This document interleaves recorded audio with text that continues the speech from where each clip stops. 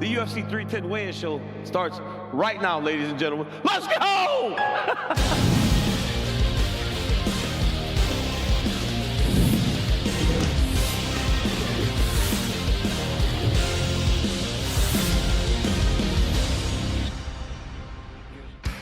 For the love of God, let me be the first to apologize to the world for that rendition from D.C. Good morning from the fight capital of the world. We're back on the official UFC 310 weigh-in show. Thanks for joining us as we are prepped for the final pay-per-view of the year, and you will be too. A live look at the weigh-in stage. 28 fighters set to make their way to the scale. 9 fighters ready to go. Not the 4 guys in the main and the co-main, at least not yet. We will be there every step of the way. Welcome inside. DC is drinking some hot tea to try to get his voice right before we get going. But the champ is here. Bilal Muhammad is in the building. Good to see you, my friend. He's going to be with us the whole day. Laura Sanko here, as always. And, of course, my ears are bleeding. Christmas jammies. My ears are really bleeding. Yeah. That was, you guys want me to rock? Something. Y'all want me to rock this place again? Y'all want me to rock? You're absolutely shameless. That was so good. I will tell you this, and I told Bilal this. I sang solo in my church choir until I was 17 years old. Do you understand that in church they just want you to make a joyful noise to the Lord? They don't judge what that noise is. I tell you one thing, I got standing ovations. Maybe it was because I was done. Yeah, they're like, thank God. I'm done.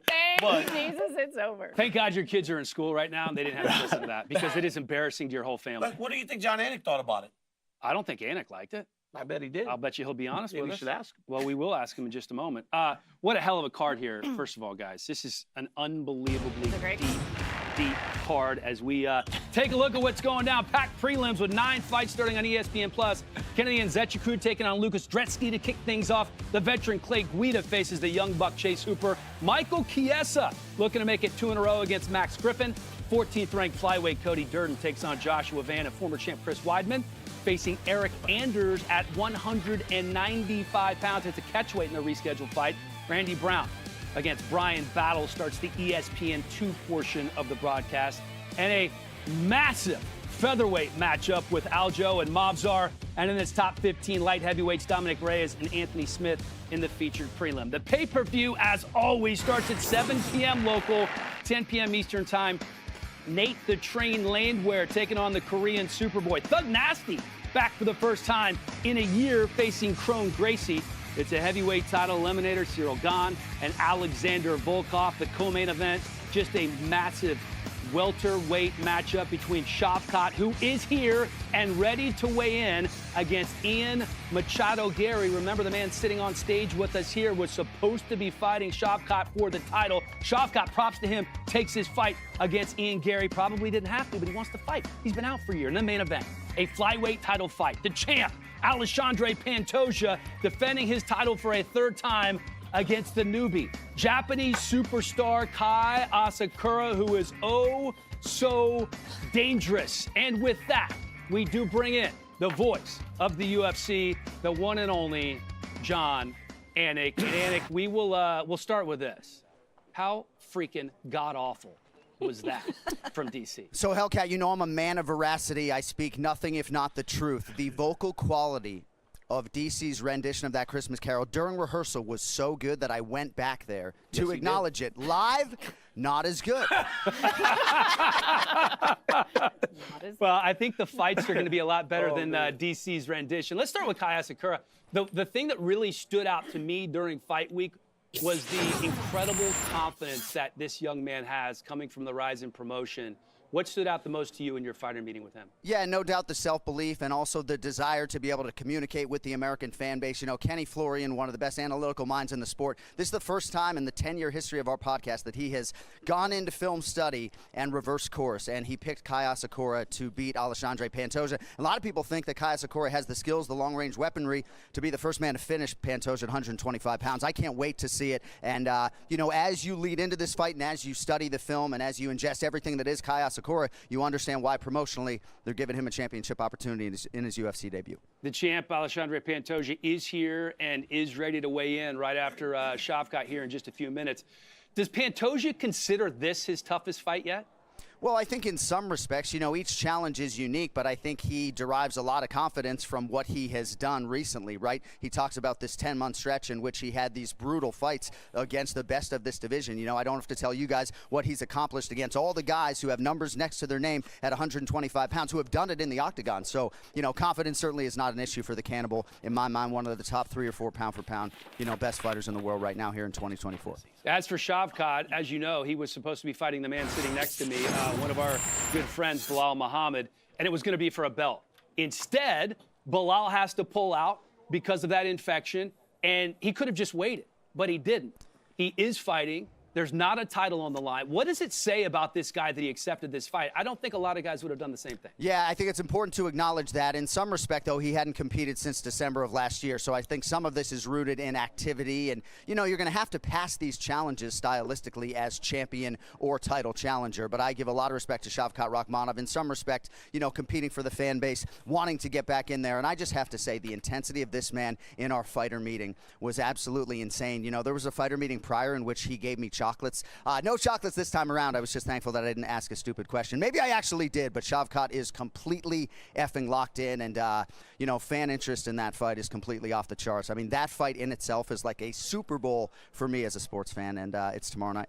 And his opponent, Ian Machado Gary, of course, supposed to be fighting in Tampa. Now, he's punching up, right? So obviously he wants to take this fight, but it's a short notice fight for him as well. He has been on a schedule since the day that he entered the UFC, and certainly winning this accelerates that. What's his mindset going in? Well, he's 8-0 in the UFC, right? And I do believe in terms of strength of schedule, slight lean towards Ian Machado Gary on paper in terms of what he's done compared to Shavkat Rakhmonov, but it does come back in some part. So you're going to have to beat these guys at some point in time, right? Does Joaquin Buckley, Hellcat, sound like a picnic to you right now? Like, he can kill a man with his right hand, So all of these guys are difficult, and, familiarity in this case has not breeded contempt. I can't wait to see these guys exchange, and, hopefully we get sort of a result that makes that fight against Bilal Muhammad something that the fan base is really excited about. All right, John Anik, the voice of UFC, have some work to do. Thank you, my friend. Happy holidays. We'll see you around Vegas. Thank you, guys. All right, main event. Alexandre Pantoja, Kai Asakura. What's the smile on your face for? What's going through your head right now? Yo, did you just bow at John Anik and do this? What are you, a martial artist? Yeah. Did you literally do that? Awesome. That's so terrible that you did that. Why is that? It's respectful. You cannot do that, man. You don't know anything about doing this. Like, we don't do that. What do you mean you don't do that? This is crazy. Something from the 1980s. That's when we know you're like 60. Guys, at the end of the day, we're here to watch Kai Asakura try and take the belt from Pantoja. Look, this young man carries a cachet about him. People love him. They love watching him. They're excited about him. But Pantoja feels like he's a bit, overlooked. This dude has given us so many great performances, time in and time out. I don't know why it feels like it's almost like a matter of time before this young man wins the championship. I have spoken to many people close to this, and they feel like Asakura is the pick. But I got to tell you, man, they better pump the brakes, because I watched Pantoja go through Brandon Royval very easily. I watched him make adjustments mid-fight to get through Steve Erceg, a guy who is as big and tall as he's going to see this weekend. This is a very good fight between a guy that's a superstar in Kai Asakura, but also a guy in Pantoja who is the best in the world, Bilal. Yeah, I think people forget how good Pantoja is, right? Because he's quiet. He doesn't really talk his big game or anything like that. And he gets hit a lot. He gets beat up a little bit, then he'll figure a way out to win. With Kai, this guy knocks everybody out. Yeah. He's so good. He's flashy. He's talking trash. He got a whole country behind him. For Pantoja, being on the quieter side, living in America now, he doesn't have that hype behind him. But like you said, he beat 9 guys in the top 10. Dude, he's good, man. There's not any champions that do that besides me. People get excited about the knockouts, right? They watch Kai Asakura, and he does crazy, amazing things. The knees are sensational. The knockout power. People get super excited about that. But they forget that the fact that he's even here is because Pantoja cleaned out the division. This division. Yeah. They literally had to go to an entire another organization to find this man an opponent. That's how good Alexandre Pantoja is.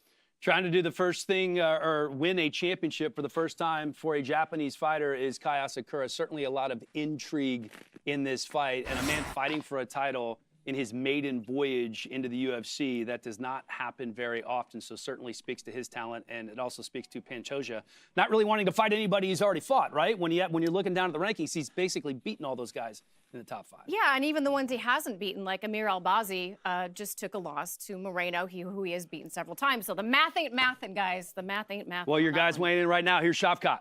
Listen, all I have to say is Shavkat Nachis Kazakh 171, the official weight for Okay? Shavkat That's Rakhmonov. all I gotta say. She's speaking Shavkat Kazakhstan. Nachis Kazakh Batra. What the hell that mean? It means Shavkat is a true Kazakh warrior. Wow. Obviously, listen, this guy's All right, next he's fighter the to boogeyman the of the scale division. is the He really gentleman is. around whom this He's had a fight tough card time was built, finding the opponents. undisputed UFC flyweight champion of the world, the This is my boy right here, man. I like Alexandre Pantoja. Spent some time with him coming back from Saudi Arabia. We went to watch Brazil play soccer or football here. He's a gentleman.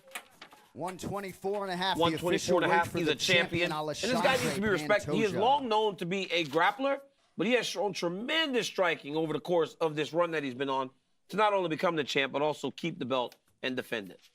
It's almost like All right, people next have fighter to the scale, overlooked that a competing little in a bit prelim just in the because welterweight division live on Asakura is so good on his ESPN2. feet.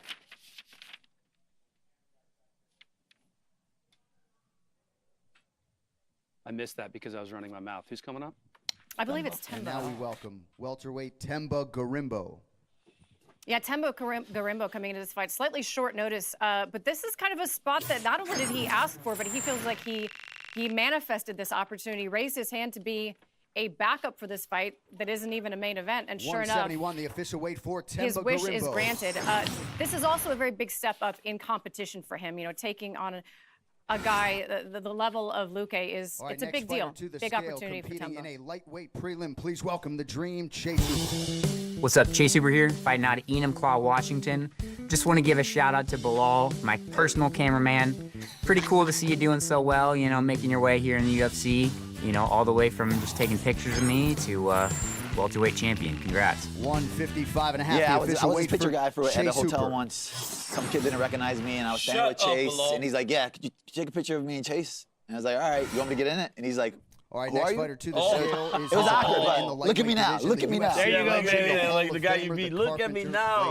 Ray Guida. Look at me now. This is my man right here, Guida. Chi-Town represent. He's been in the game for so long. I think look at him, he's always jumping, man. How do you still have that energy? What is he, 42 years old? Him and Chase, who the weight is. Turns 43 on Sunday, actually. This would be a good birthday gift, huh?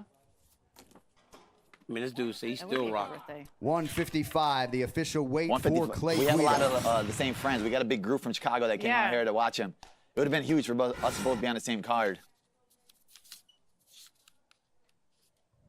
All right, next fighter to the scale, kicking off the pay-per-view main card in the featherweight division, Nate the Train Landwehr. Nate the Train. This guy is all gas and no brakes, pure entertainment. Every single time you watch him fight, repping Clarksville, Tennessee. Clarksville, stand up. Clarksville, stand up. Very proudly repping that. He trains 145 and a half, 145 and the a half. He official trains weight down at for MMA Nate Masters the Train. in Florida, and says that, you know, that time where he forces himself to be away from his wife and his son really, really motivates him to come out there and put on a show every single time, and that's what the man All right, does. next athlete to the stage, competing in a flyweight prelim. Please welcome Joshua Van. You know, Joshua Van is a young guy, was the youngest fighter on the roster for a while, has done really well since getting to the UFC. He got beat 2 fights ago. I was very interested to see how he would handle the Charez fight. 126. 126. The official weight Normally, a for young guy Joshua like Van. that gets beat, they struggle bouncing back. I thought he looked phenomenal against a very, very tough opponent in Charez, and this opportunity he has on a pay-per-view now All right, to next really man get up, going. It's competing 3-1 live in the on UFC. pay-per-view on the Wins main this card in the weekend featherweight 4-1. division, You might be UFC looking Hall at a of guy Famer that could truly Doo-Ho make some noise. Choi. Yeah, this right here, the Korean Superboy. This dude, he came into the fighter meeting the other day, and when you see Choi, you know you're in for a hell of a fight. This guy has an explosive style, and he recognizes that this matchup, 146. 146, for Doo-Ho this Choi. matchup with Landwehr is guaranteed to deliver. He said he feels an obligation to give fans a fun fight, and he feels like that's going to happen. Thinks he's going to knock him out. That fight's gonna be crazy. Fireworks. Next fighter up in the Fight's gonna be so flyweight good. division, the number 14 ranked contender, custom-made Cody Durden. Durden coming off that second round submission win over Matt Schnell September on 4 days' notice. Big risk, paid off. He got a new contract with a bout agreement and a $50,000 bonus. Been a busy week for his crew at American Top Team. 126, the official weight for Cody Durden. Trains, of course, with Pantoja and Mavzar. Got the shades. All right, next fighter looking set good. to weigh in, one of the best featherweights in the world, the number 5 ranked contender, the undefeated Movsar Evloev.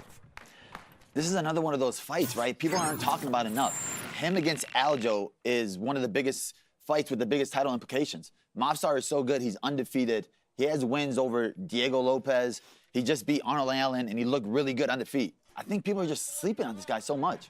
He's got the same record as Shavkat. The official weight for and yet no one Movsar is Evloev. talking about No, because him. he's not different finishing style. well. I know, but That's still, only what it 18-0 is a 18-0 big. is That's hard to crazy. do. I don't care how you're doing it. You Next make up on the mistakes. division. You make Featherweight mistakes, and you got to division fight that many competing live good on the guys. pay-per-view But main card, the he's number able to win. 13 ranked contender, Thug Nasty Bryce Mitchell. Good to see Thug Nasty back for the first time in a year. Could be a grappler's delight when he faces Crone Gracie. He's kind of like that Derek Lewis type of guy, right? You know, just a one-of-a-kind personality, talking about flat 146, the earthers and official electric weight for cars Thug taking over Nasty the world. Bryce And Mitchell. believes that the end goal for NASA is a fake alien invasion. All right, next fighter to the didn't hear scale, that one. competing Oh, God. at a Wow. catch weight I think of that was on Bisping's 195 pounds, the former Lot undisputed to keep up UFC with. middleweight champion of the world, the All-American Chris Weidman. Chris Weidman was so disappointed he didn't get the fight in New York, but feels like this matchup works for him. I mean, I think we did this 2 weeks ago. I did this exact same weigh-in show and this weigh-in select for Chris Weidman. We get to do it again. He's at 195 this time, opposed to making 185. Feels good. 194 and a half. He's the official weight rejuvenated, for man. Chris Feels like Weidman. he truly can win some fights in the division. He thinks that Eric Anders is one of those fights that he's definitely going to win. All right, next fighter to the stage, competing in the welterweight division in a prelim live on ESPN2, Rude Boy Randy Brown. This guy's been around for 9 years now. His 19th UFC fight for the 34-year-old. Been performing pretty well, coming out 3-fight win streak. He's won 7 of his last 9. Originally supposed to fight Carlos Prates, but that did not come to fruition. There's been a little back and forth 171, the official weight for Randy Brown. between those two. And Saturday opening up the prelims as nearly a 2-1 dog against Brian Battle. Also competing in the welterweight division, we welcome Max Payne Griffin. Max Griffin has been here since 2016. There was no way you could have imagined when he came off The Ultimate Fighter that he would have this type of longevity and this type of success. The last fight, Max was a guy that was known to knock people out very quickly. The last fight against Jeremiah Wells, you worried if he might put himself in danger. He doesn't. 170, the official weight for 170 Max again. Griffin. Gets the job done against a very dangerous guy. 8 years this man has been on the roster, and still it feels like he doesn't get the All right, respect that next he fighter deserves. to the stage is the former UFC interim heavyweight champion and the number 2 ranked contender competing on the pay-per-view main card, Bongama Sirogan. Bongama. Hey, this dude, when he fought John Jones, he goes, I didn't even recognize myself in the octagon.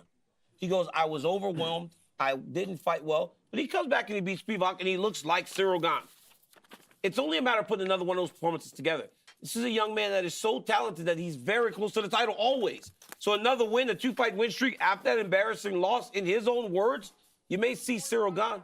245 and a half, the 245 official and a weight half. for Fighting shredded Bongama heavyweight championship again. Sirogan. Dude, he always looks shredded. Dude, he's one of the best athletes we have in the heavyweight division.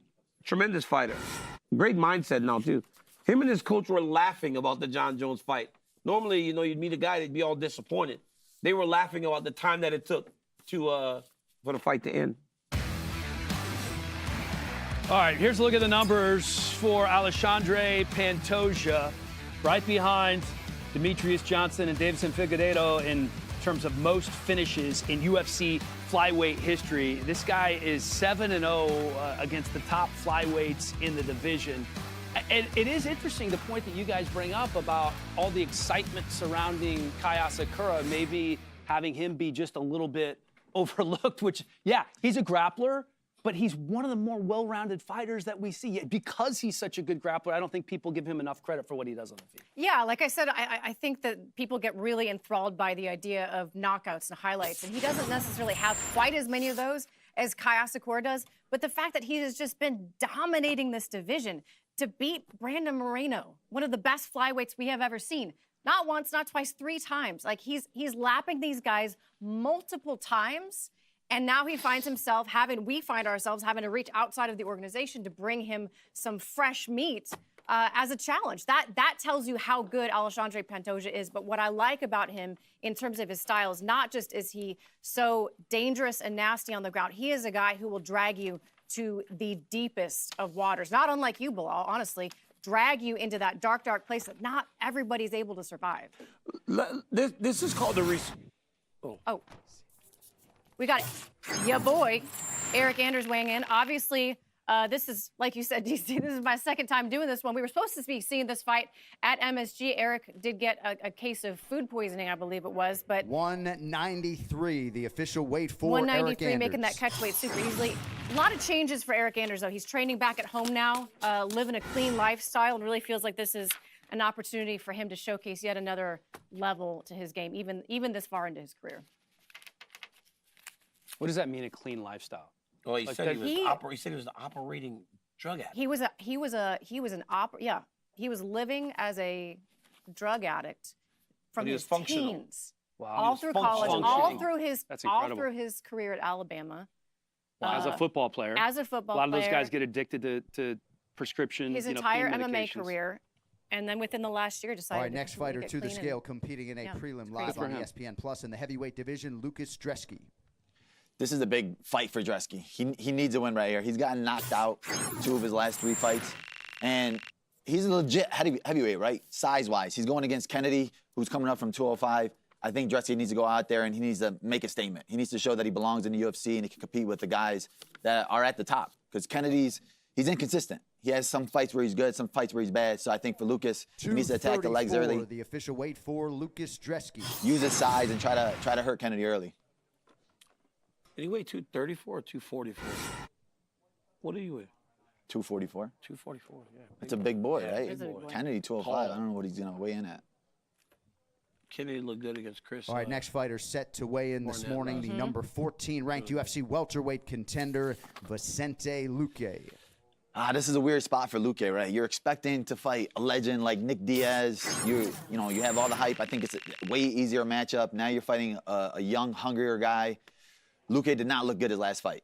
He needs to show everybody that he still has it. I think if he goes out here, uses his grappling, he could end up 170 and a half, submitting the official Thumba. weight for Vicente Luque.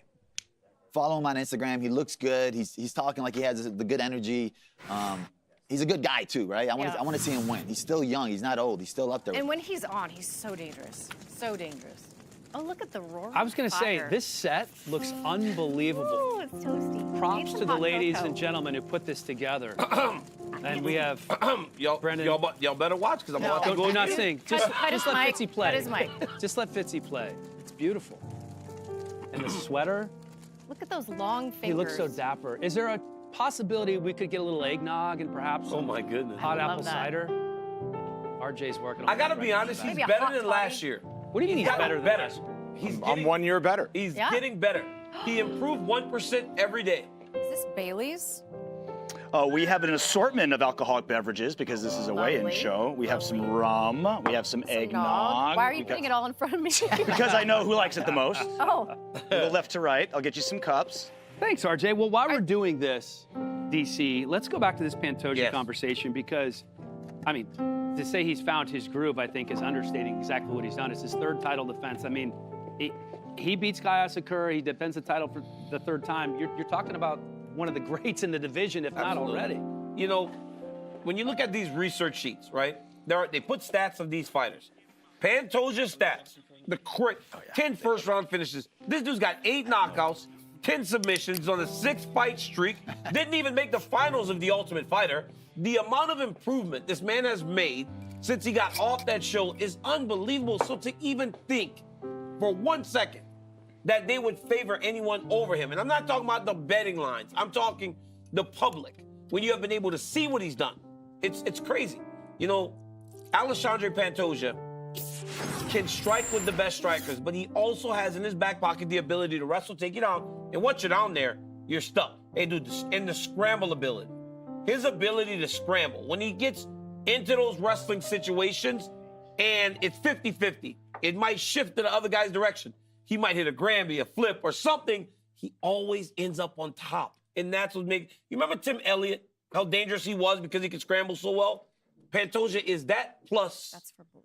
in terms of his scrambling ability. And he figures out a way to win, right? Even in the Moreno fight, the 5th round. This is non-alcoholic. I put it. Thank you, DC. I appreciate you, brother. No, it's just apple cider. I'm the one that made it for you. We I got you. intentionally made it a very. But he had my back. He was making sure. I don't know. You're Team Shavkat, so I don't don't know what you're going to try to drug me or something. Hey, I was waiting to see how long it was going to take. Shavkat, Not I can't wait till my weigh-ins. I hope she speaks Arabic or, you know. I we'll see will. I will do that for you. Shavkat. Yeah, would you? I'll make straight. But, I'll be the. I would the like an bartender. eggnog. You would like an eggnog. What does would you eggnog like, Lucy? taste like? It's You've delicious. Never had it? Never in my life. How's that It's even like possible? I don't like delicious- things like that look like mayonnaise. It's no. It doesn't taste like mayonnaise. It's sweet. It's good. And kind of You'll creamy. like it. It's kind of like drinking melted ice cream a little UFC bit. bantamweight That's a champion good of the You guys know world. that black people don't really like mayonnaise as Aljamain much? You guys Sterling. like mayonnaise. This isn't mayonnaise. What's up, guys? My name is Aljamain the Funk Master Sterling. I fight out of Long Island, New York. And yo, this weekend, I'm gonna be a bully, Bilal, and I'm gonna make them remember the name. Let's go. Give you a shout out, Bully B. Hey, Aljamain Sterling is ready, man. You know this guy wants the most dangerous fight, and if he wins this after going up to 145, why can't he be next? Why would he? 145 and a half. 145 and a half. Weight for you know, Aljamain I'm sorry, Sterling. Aljamain Sterling was so big at 135. At 45, he still looks big. The way he has dominated guys since moving up, been very impressive. And I've grappled him before. He's not a weak guy. Even at 135, I was like, bro, this guy's a bantamweight. He's so strong, especially in the grappling I exchange. never understood how he made that weight. He's massive for bantamweight. I think he's DC, right. you got to right cut at it with home at rum. 145. It's too sweet. You No, got it to cut has- it with some rum. There's There's alcohol in this. There's alcohol in it. Then some more. It's made with brandy. You want another little? I'm not letting sip, Laura sip? pour my drink. I don't know how much alcohol she put in here. I didn't put any. I just put whatever's in it And in the- naturally. and Would you to- like extra? And in today's game, you and Bilal are on teams. So when we're drinking, Okay, you do drink we double. remember what happened last Yes. time? Bilal and I were on a team, and I had to Remember drink what for happened to both Laura of last us. time? She had to drink for both of them? I know. She's good at that, though.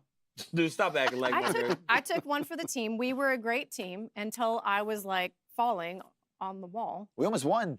We did. We did, yeah, we were there. I got hammered. I'm a gamer. You know, You like it?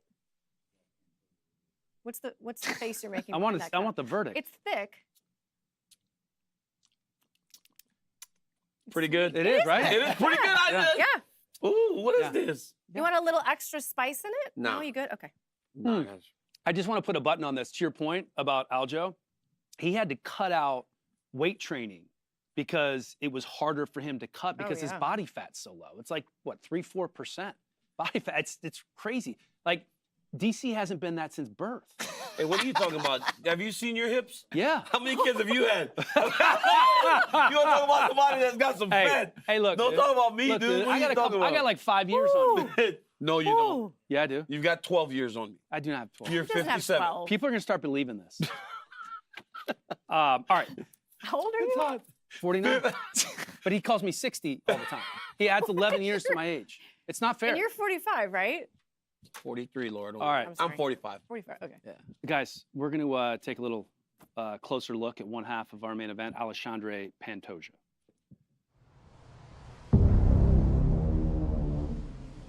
If you want to be a champion, you need to be ready for everybody. UFC give the name and that's it, you know. When I go to the octagon, that's when I feel freedom to do whatever I want. My opponents can see in my eyes. I go to kill the guy, you know. That's what I do. Oh, he's down! Pantoja ends it! The undisputed UFC flyweight champion, Alexandre Pantoja. Tremendous body of work. This young man has star quality, just pouring out of him. He is one of the very best fighters in this sport in any weight class. This is a finisher, this is a fun fighter to watch. The pursuit is non-stop. People's like watch me because I'm very aggressive in the octagon, you know. I put everything out in that moment. Wherever the fights go, it's gonna be my fight. Pantoja fights like a savage. I mean, he just walks in with reckless abandonment. He's a hunter. Pantoja's a hunter.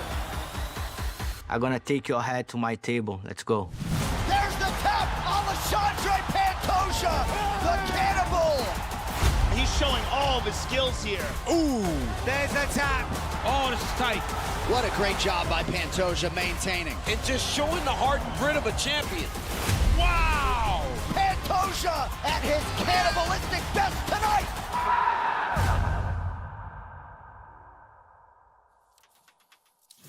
All right, let's talk top 5 flyweights in UFC history, DC.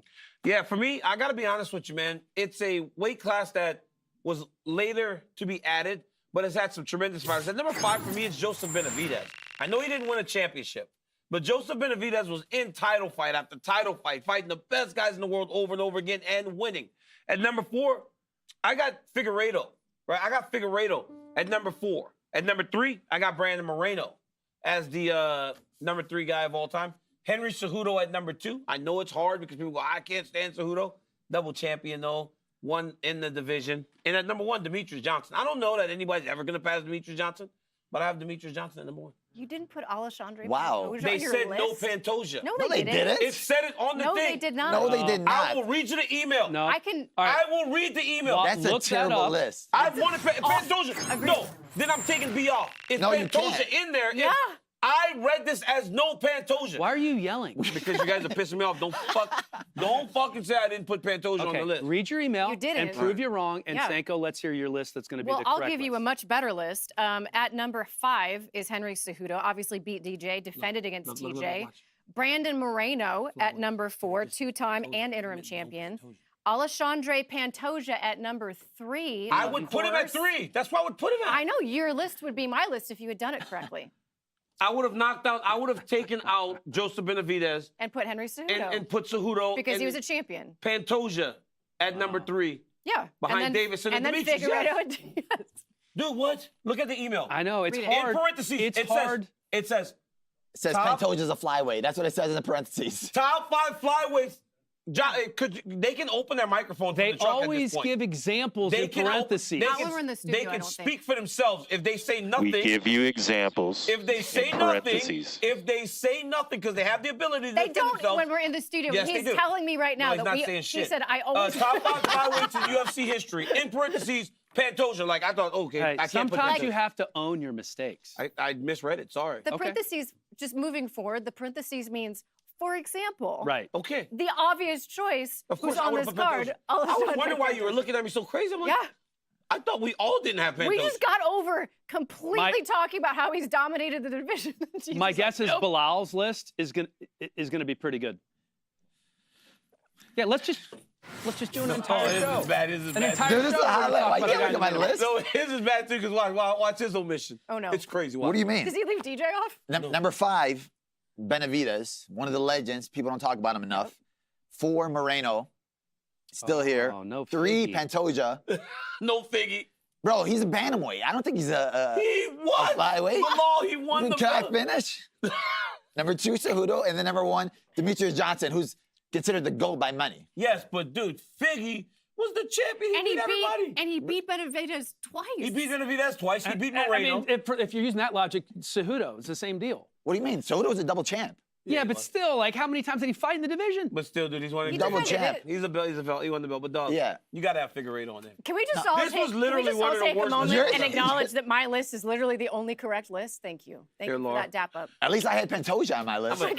I mean, I think I give him the belt for that. Because how did I? I mean, I don't didn't know. know we could put Pantoja. I'll tell you who wouldn't make this mistake. Weidman. Weidman wouldn't make this 100% mistake. he would not. You know, I'm just saying.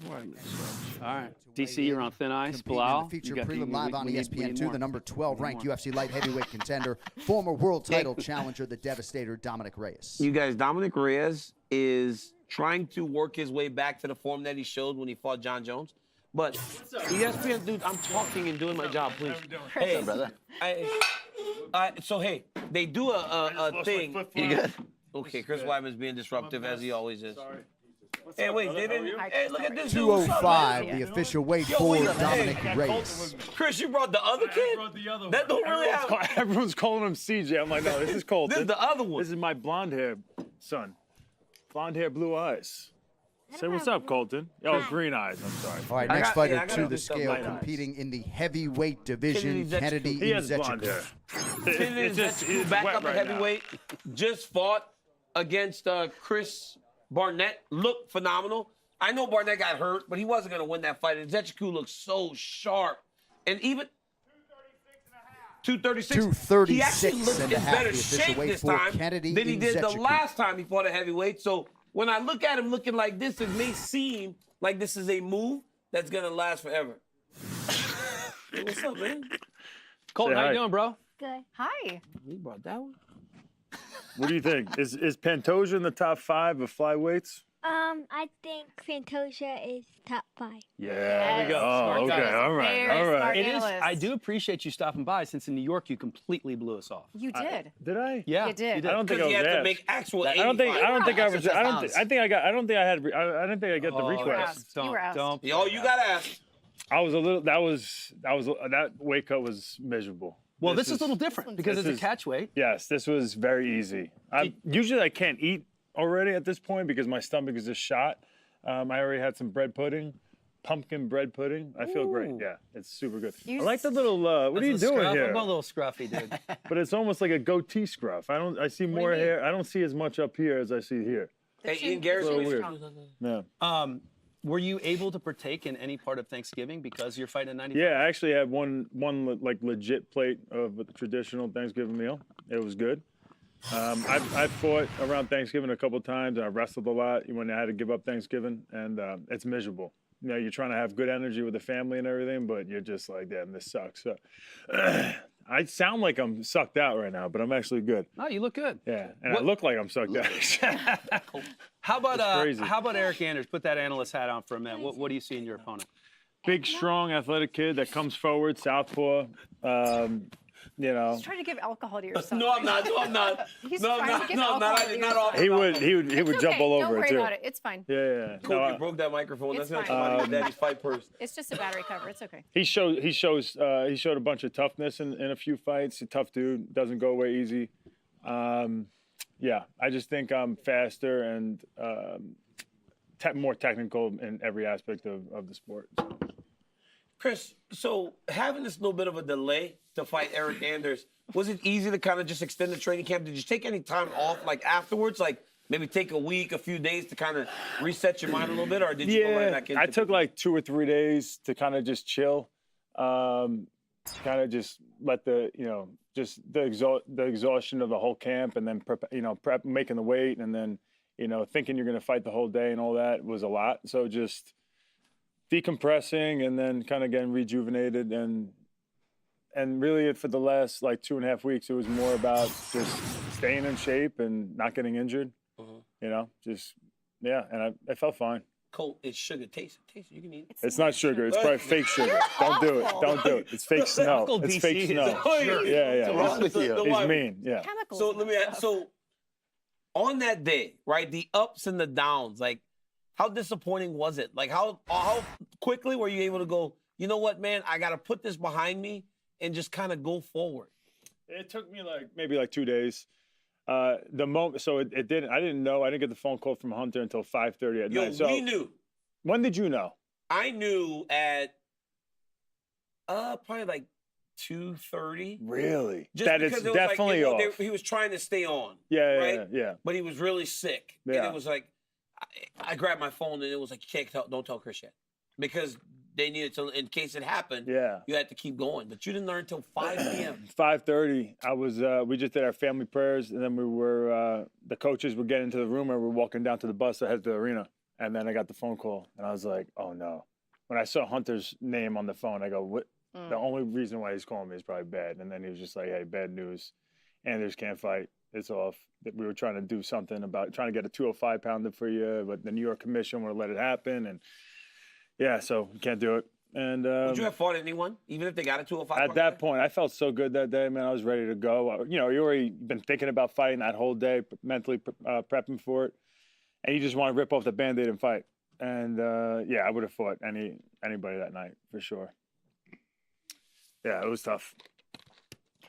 Chris, at this point in your career, do you look at fight week differently? Like, do you experience it differently because you know that there's only a limited number of these to come? And do you appreciate even the crappy parts, like cutting weight, a little bit more than maybe you Yeah, I always try to enjoy it all. There was moments for a few years where I was like just dreading certain aspects, like the media and then cutting weight. So as I got older, I just was like, I got to enjoy this. It's gonna be gone at some point, and you're gonna realize how cool it really was, and you're gonna miss it. So I just try to enjoy it as much as I possibly can. I have a question for Colton. Okay. Pick up your ring. What is your favorite part about having your dad be an awesome UFC former champion? Cameras. Cameras? You like being on camera? Look That's at a that. good answer. Do your friends think it's pretty cool? No. They don't care. Face for TV, They this don't kid. care. Yeah. Love He it. likes the cameras, though. I like it. All right. Chris, you've achieved everything you can. Any fighter wants to achieve in the sport. You're a champion. You beat the best of the best. When you think about yourself now, what's the next goal? Really, I'm taking fight by fight, and I'm just super competitive, and I still feel like I have what it takes. And I think with all the injuries I've had, 30 surgeries, and especially with this leg break, having all that time off, it probably prolonged my career retrospectively because, you know, if I never imagined fighting until like 40 years old. And I think having all those years off and not having the opportunity to fight was like I still haven't been able to do really everything I want to do and like show my best self out there as much as I can. So that's what it is. Like I still feel amazing in the gym. I'm doing my thing. And then, I want to see if I'm able to perform and show that under the lights. And I know I don't have that much longer. So I just want to show the best version of myself. And then, as soon as I feel like I'm not able to do that anymore, then I'm done. What advice you got for a new champion? I just won the belt. Like when the switch flipped from the hunter to the hunted, like, did you feel something? Did you now have the target on my back? What should I do differently? My biggest advice, I think, for a champion and someone like you is that when you become a champion, you got way more media obligations. You get way more sponsor obligations. And so you end up starting to travel a lot more. And you start making way more money. And training ends up taking kind of like a back seat a lot of times. And I think one of the regrets I had once I became champion is I started kind of doing less as opposed to more. And I think it eventually caught up to me. So I think, and everybody says it, but you really just got to keep grinding like you did when you were coming up and keep that same mentality. And no matter how, busy and everything, crazy things get with traveling and everything, you got to make sure you keep training number one. Yeah. You can squeeze in an occasional WWE trip in Vancouver, though. Like, you can do that as the champion that he just came back. Like weigh-in shows and stuff like this. Is it really worth it? No, I'm just kidding. Hey, you want a job when you're done fighting. That's right. I mean, let's not. I'm just keeping the seat warm for you. Yeah. Hey, Colton, great to see you, man. CJ gets all the love all the time. You know what I mean? It's good to see you here for once. It is. I know. Yeah, he takes the back seat way too many times, and He can wrestle better than CJ though. He told me. Oh, is that right? Are you a better wrestler than CJ? Yeah. All right, then go ahead and get you some of that frosting. Put it on. Don't do that. Colton, walk your dad out of here. Get All right, him guys. some food in the system. Hey, good seeing you guys. Thanks for having me. Thanks for coming. All right. Sorry, brother. Take care. See Good you. luck. All right. All right, Bilal. Kron Gracie up. This is after that last fight. Kron needs to come out here and put on a performance. I think this is a perfect matchup for him. A grappler against grappler. Obviously, for Kron, the family name he has to represent. 144 and a half. The official he's weight so mad for about Kron that last Gracie. performance. He's gonna come out here. I think he's gonna go hard. You know, Bryce gonna bring it hard after his last fight. So I think he's gonna be a great grappler's delight. All right, next fighter to the stage, one half of the welterweight co-main event live on pay-per-view, the number 7 ranked contender, the undefeated Ian Machado Gary. I'm so excited to watch this one, right? This is who I think is one of the guys that people underrate a lot. I think for the most part, people don't think he's as good as he says he is, but all he does is win. He knows how to win. He keeps winning. 171, the official weight for Ian Machado Gary. He looks good here. He has all the confidence this week. He's talking about moving up a division already before getting past this test, so I'm excited to see how he performs tomorrow. You picking him? I picked him. That's crazy. Hey, we got Brian Battle here. Hey, he don't look happy. He look big too. Hi, how are you? What's up, guys? Brian Battle has done a good job in his UFC career to this point. His last fight was fun. When he was in France and he talked this talk after he knocked that dude out, I like Brian Battle. 175 for Brian Battle. Well, he missed weight by 4 pounds. What? He weighed 175. Well, there goes all your hype. Now it just went down. Man, that's me. I put my stock on it, man. I done cashed out. I should have bought some Bitcoin with the money I put on Brian Battle. I mean, You went I all done in. lost all my money. This dude missed weight by 4 pounds. That's rough. That is rough. That's why he seemed happy. Huh? That's why he looks so big and thick. Hey, Pahupa said that's why he look happy. He over here judging food. He's allowed to do that. Hey, Pantoja, yeah, move the chair. All right, next fighter to the scale, making his UFC debut and competing for the undisputed UFC Flyweight Championship, Kai Asakura. Kai Asakura, two-time bantamweight champion, another major organization, coming over to the UFC to challenge for the flyweight title.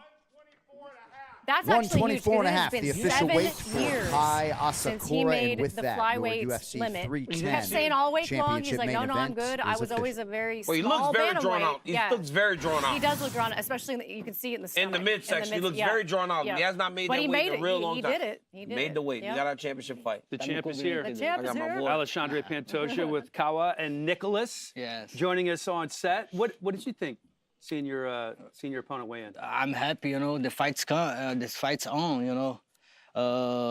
First, you thinking about maybe he can do that, but like me, my team, all thinking about he gonna make the weight and I'm gonna fight with someone huge for the division, you know. And I'm super excited, you know. The chance to fight with someone is a champion too. Someone leave the belt to try one more, you know. He leave the belt, and that's what I'm talking about, you know. If you want to prove you're the best fighter of the world, you need to conquer this belt, you know, UFC belt. That's why, you know, that's why I think everyone, doesn't matter his promotion, try to be a UFC fighter and try to be the UFC champ, you know. And I'm happy, you know, I'm happy for me, for my division, you know. 2024 is that's the year for flyweight division, you know, everybody talking about. You did a lot of main events these years, and thank you, Bilal. This is gonna be the pay-per-view for flyweight, you know. Happy for me and for all the division. Well, and for you to have kind of fresh meat, new blood in the division, as opposed to having to fight somebody that you've already fought in the past, did it kind of invigorate you, get you a little extra juiced up for this one? Make me more excited, of course. Someone fresh, new blood for the division, you know. Like I say, it's good not just for me, for everybody, you know. I think everybody, after the fight with me, Kai Asakura, everyone in the division wants some slice too, you know, because a new guy. But we're going to see about the levels. We talk too much about the levels. UFC, maybe he's not the same level about the fight from UFC. And you're going to figure out that Saturday, you know. Tomorrow, that's the day. And I'm feel super cool to do that. And I keep the belt, you know. My 3 last fights, 5 rounds, very tough fighters. And tomorrow I want to make more easy for me, you know, more easy for me, for my family. I try to make an easy finish, quick, and celebrate the Christmas. You think it's going to be easier? It's never easy, you know, but like I'm preparing myself so good, you know. I make the best catch weight in my life. I have my family here. We enjoy a lot. The hard part is the cut weight for everyone. And now just like fill it up and enjoy everything, you know, enjoy what the UFC preparing for me.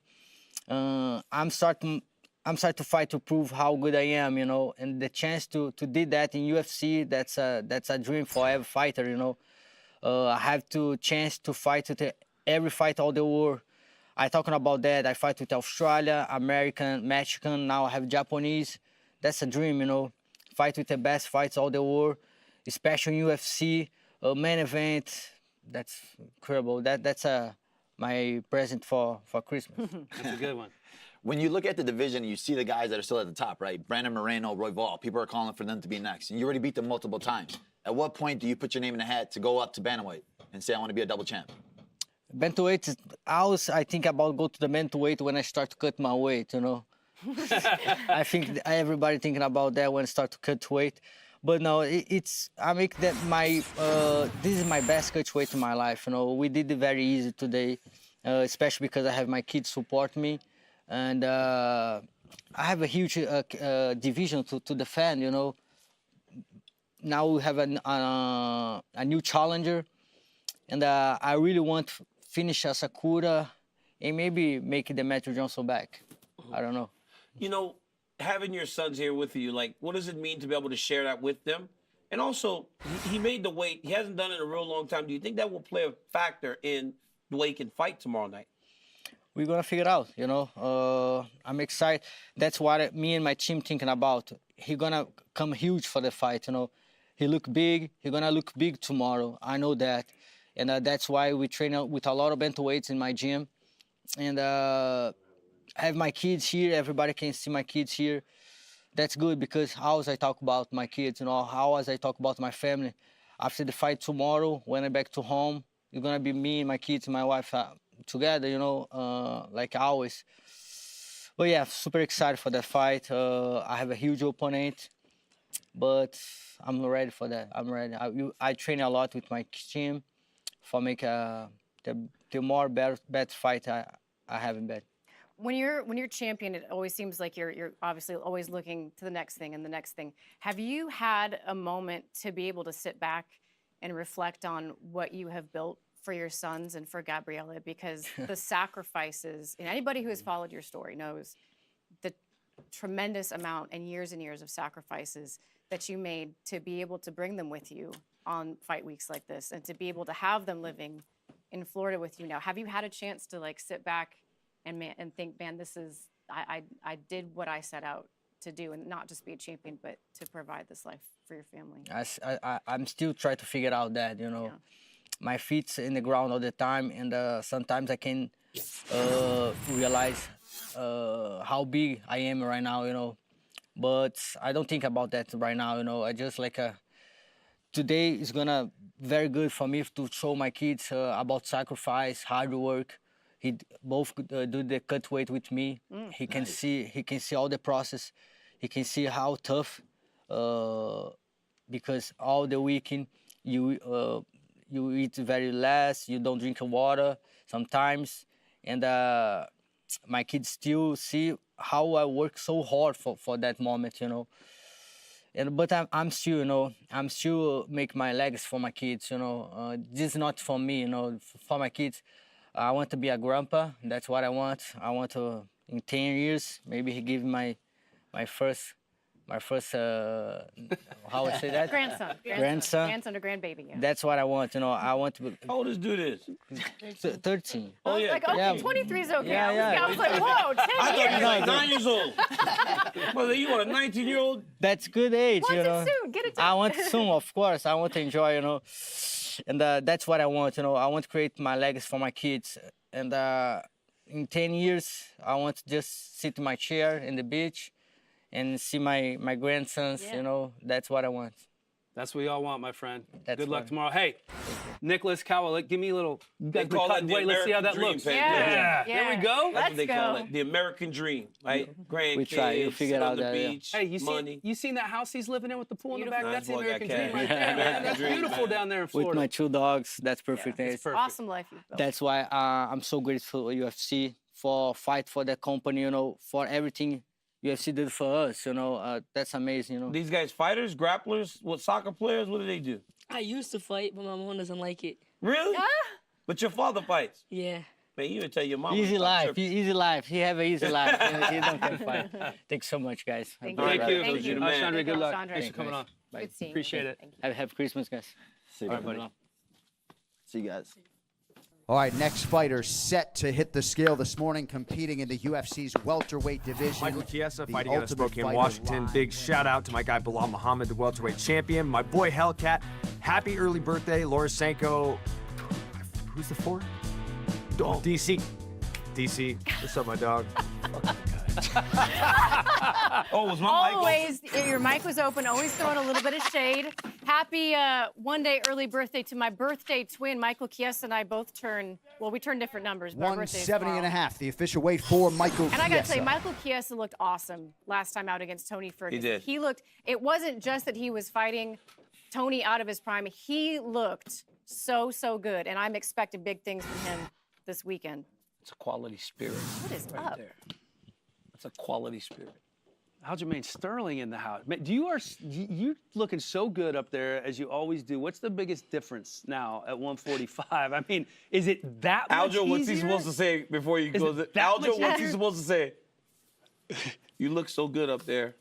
Pause. Pause. Hey, no, you supposed to say Am I supposed to pause? Oh yeah, you got Is that kind of that's part of the rules? I don't know if I looked that great up there today. I thought you did.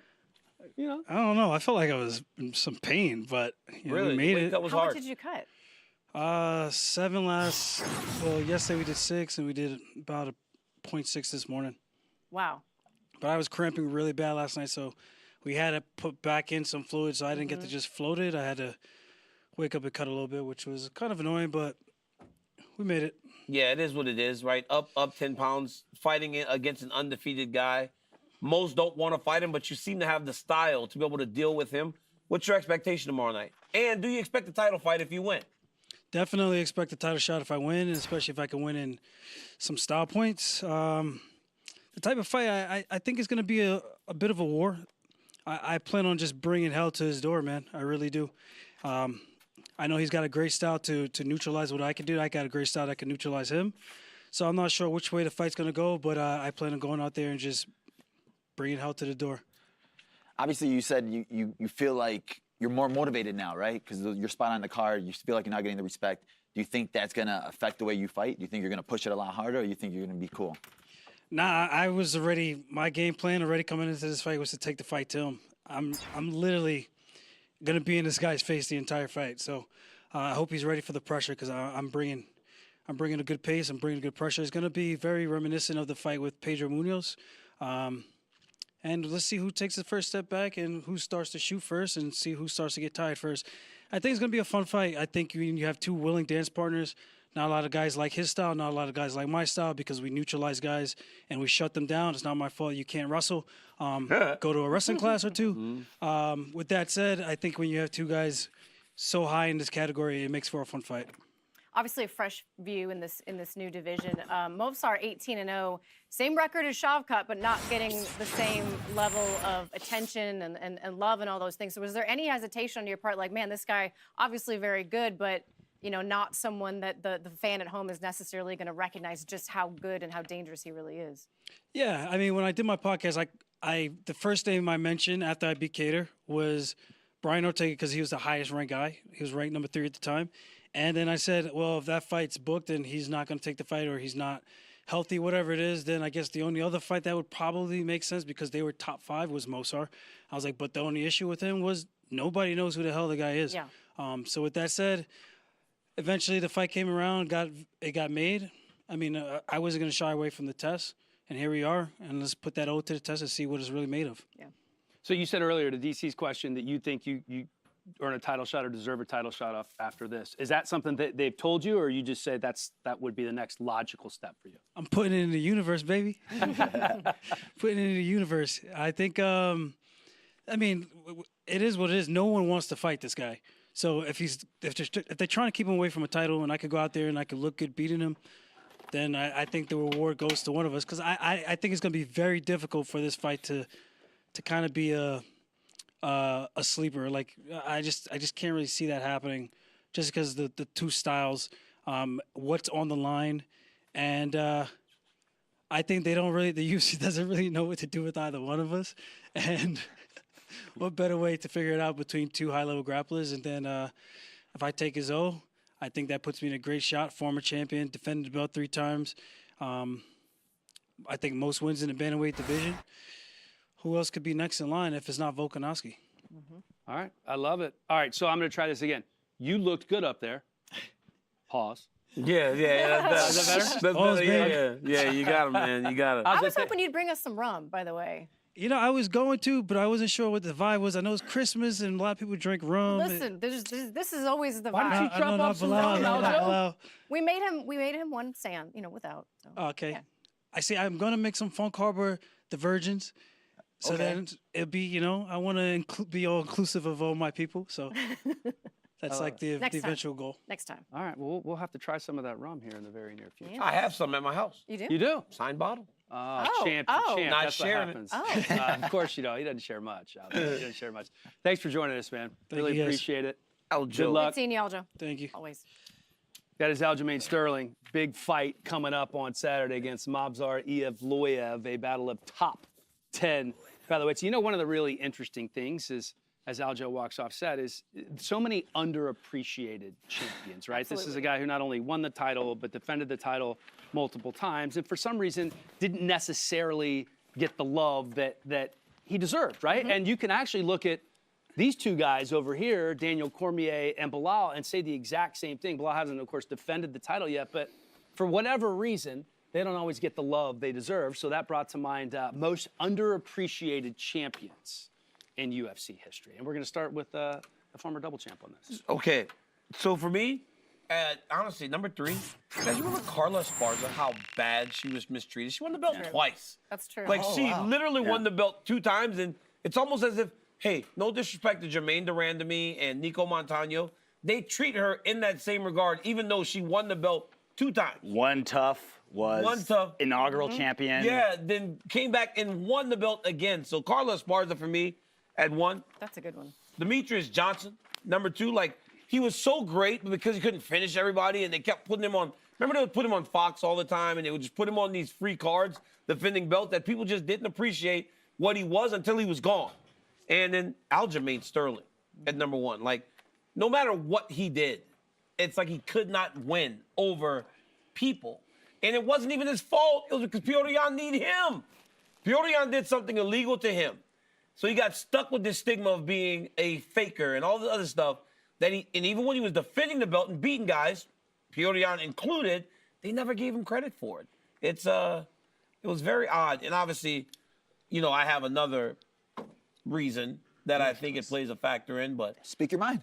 Well, I just think that, honestly, it's a little harder for a person of color to get over. Doesn't happen as easily. It's the truth. So, at least I feel that way. Aljo, Bilal, like, it's a little harder. I would just throw John Jones out there and say people got behind John Jones. John Jones, God, this is going to be, I don't like doing that. Okay. But John Jones is... John Jones. No. I'm pouring a drink. This is making me. This is gonna be It's gonna make you uncomfortable, of course. But John Jones is. What are you about to say? John Jones is typical. John Jones is what's expected. All right. So I don't know. Let's leave it there. Bilal. Top 3 most underappreciated. If I might chime in, no, just Actually, I was discussing this the other day. As a white man, let me give you mine. Nope, I'm done. I do that with Chill on the show, and Chill's all, this conversation. Yeah, it's a no-win. All right, Bilal, what do you have? Good thing I hadn't started drinking yet. My list, number 3, Tyron Woodley. Oh my God, I forgot about him. You forgot about him, bro. Oh, but guess what? He was. Everyone on my list. No, Laura, stop lying. He was so good. He was a finisher. He did everything right. I think people just underappreciated him. Number 2, obviously Aljo.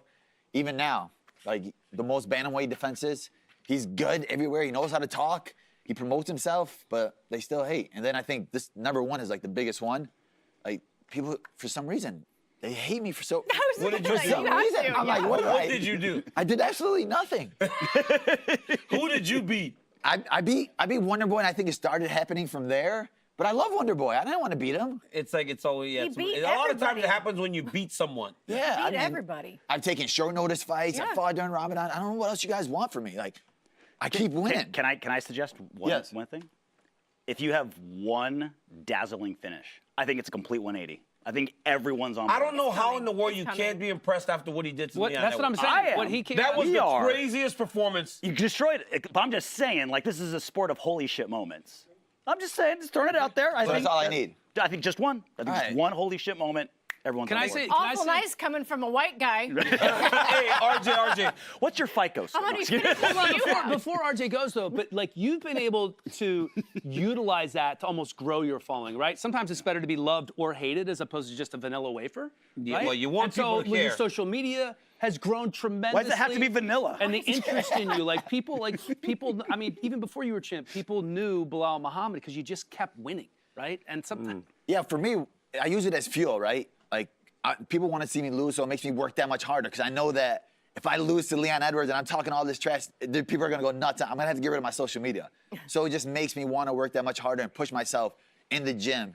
And, like, I use that as motivation. But I'm starting to see it a little bit with Aljo where he's just like, yeah, you know, people don't care about me. I'm here. Like, he's starting to bring him down a little bit. And then I never want to get to that point where I'm like starting to believe the haters, starting to believe the doubters, because that messes up your energy in the fight. Anything could make a switch and hurt you.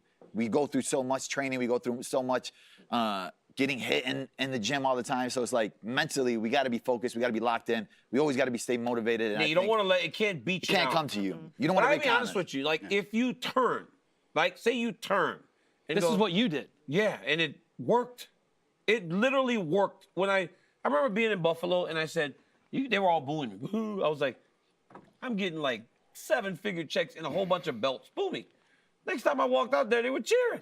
They're like, this dude don't care. We can't hurt him. So we might as well support him. It was the most insane thing. It was crazy. Yeah, you keep winning, it becomes undeniable. I mean, people at some point, the straw breaks the camel's back, and it's like they have to respect and love you. My list, guys, is all the same people that you've been talking about. I have Sterling at number 3 for the reasons we discussed. I've got DJ at number 2. It's funny because like I feel like he is really appreciated now, but when he was champion, it was crazy. It was like this guy doesn't sell enough. This is that. They were kind of, you know, everybody was hating on that entire division, and he was running through everybody. So it was like he was the poster child for why we don't like flyweights, and now he's, you know, it's either him or John Jones, and there's no argument. And then Tyron Woodley at number 1.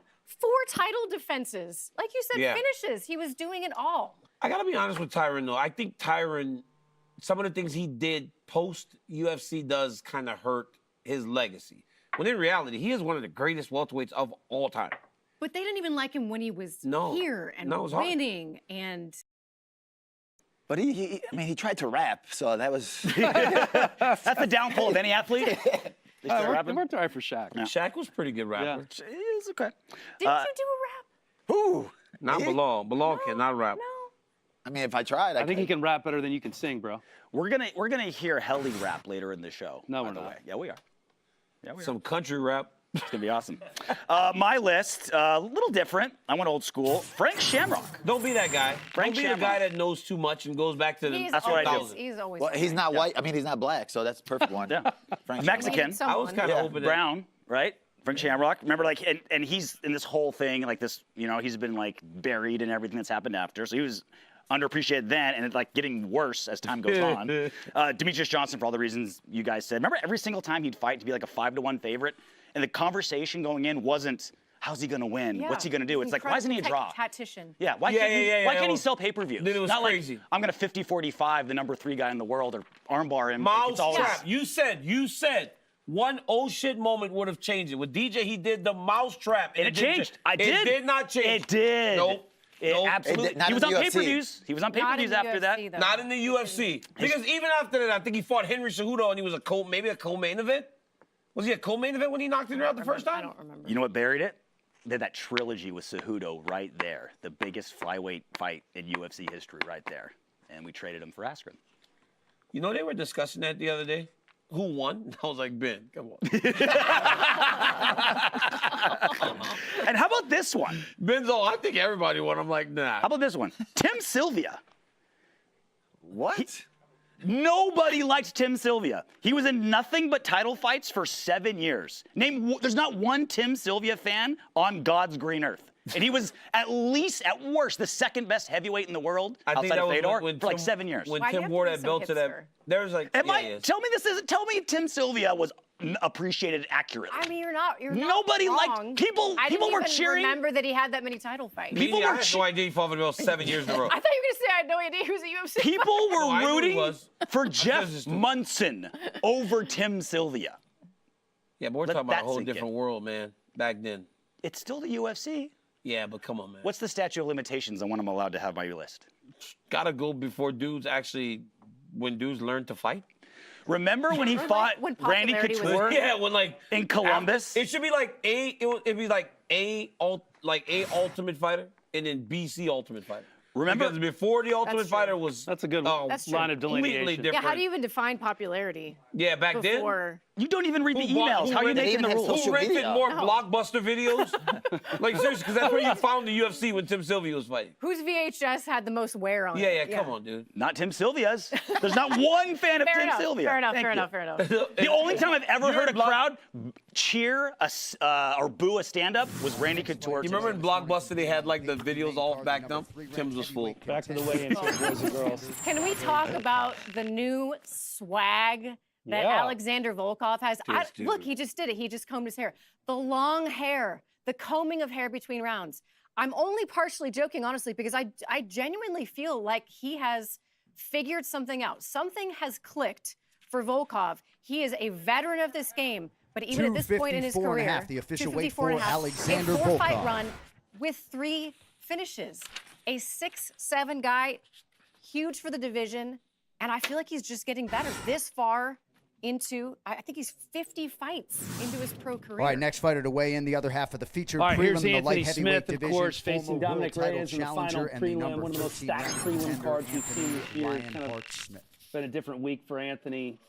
Lost his longtime coach and friend, Scott Morton, last month. They were incredibly tight. And he's just been in a very different mental space this week, kind of unlike any other week in his career. And this looks like it's going to be really close here. But how does that affect? 207 and a half. He said he official weight just for wants to run Anthony into a truck. Smith. He missed it. He missed by a pound. So Pound and a half.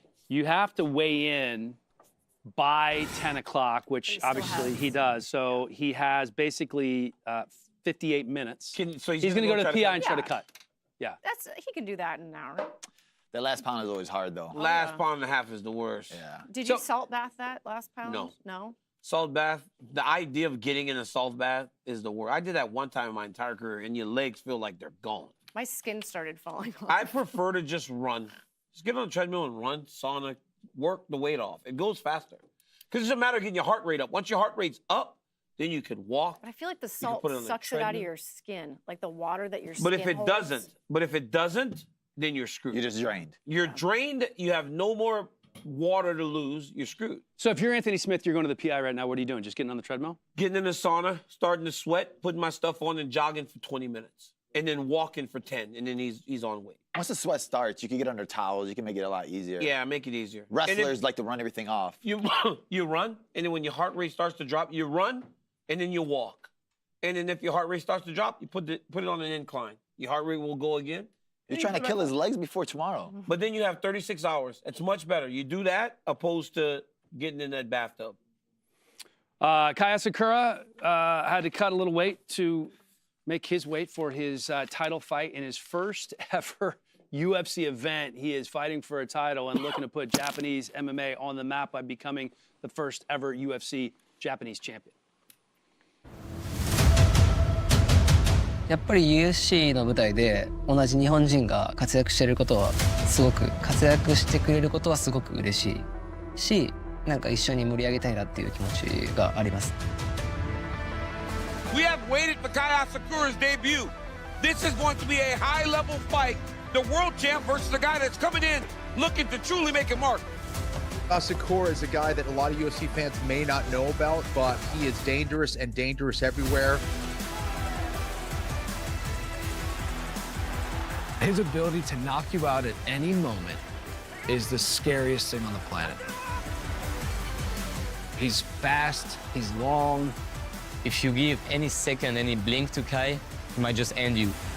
Asakura has 13 of his 21 wins by knockout and 12 wins in the very first round. This is a mega star. He wants to go test himself, and he wants to create a legacy.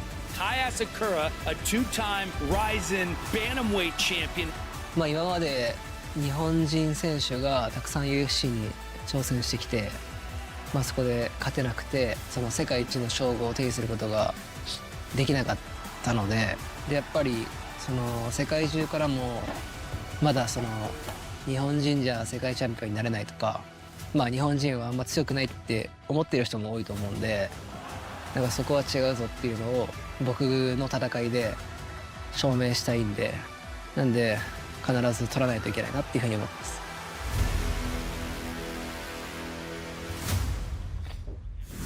so much hype surrounding Kai Asakura's UFC debut that we're not giving the champ nearly the credit he deserves. This is one of the most anticipated debuts in UFC history. How much so? Let's talk top 3.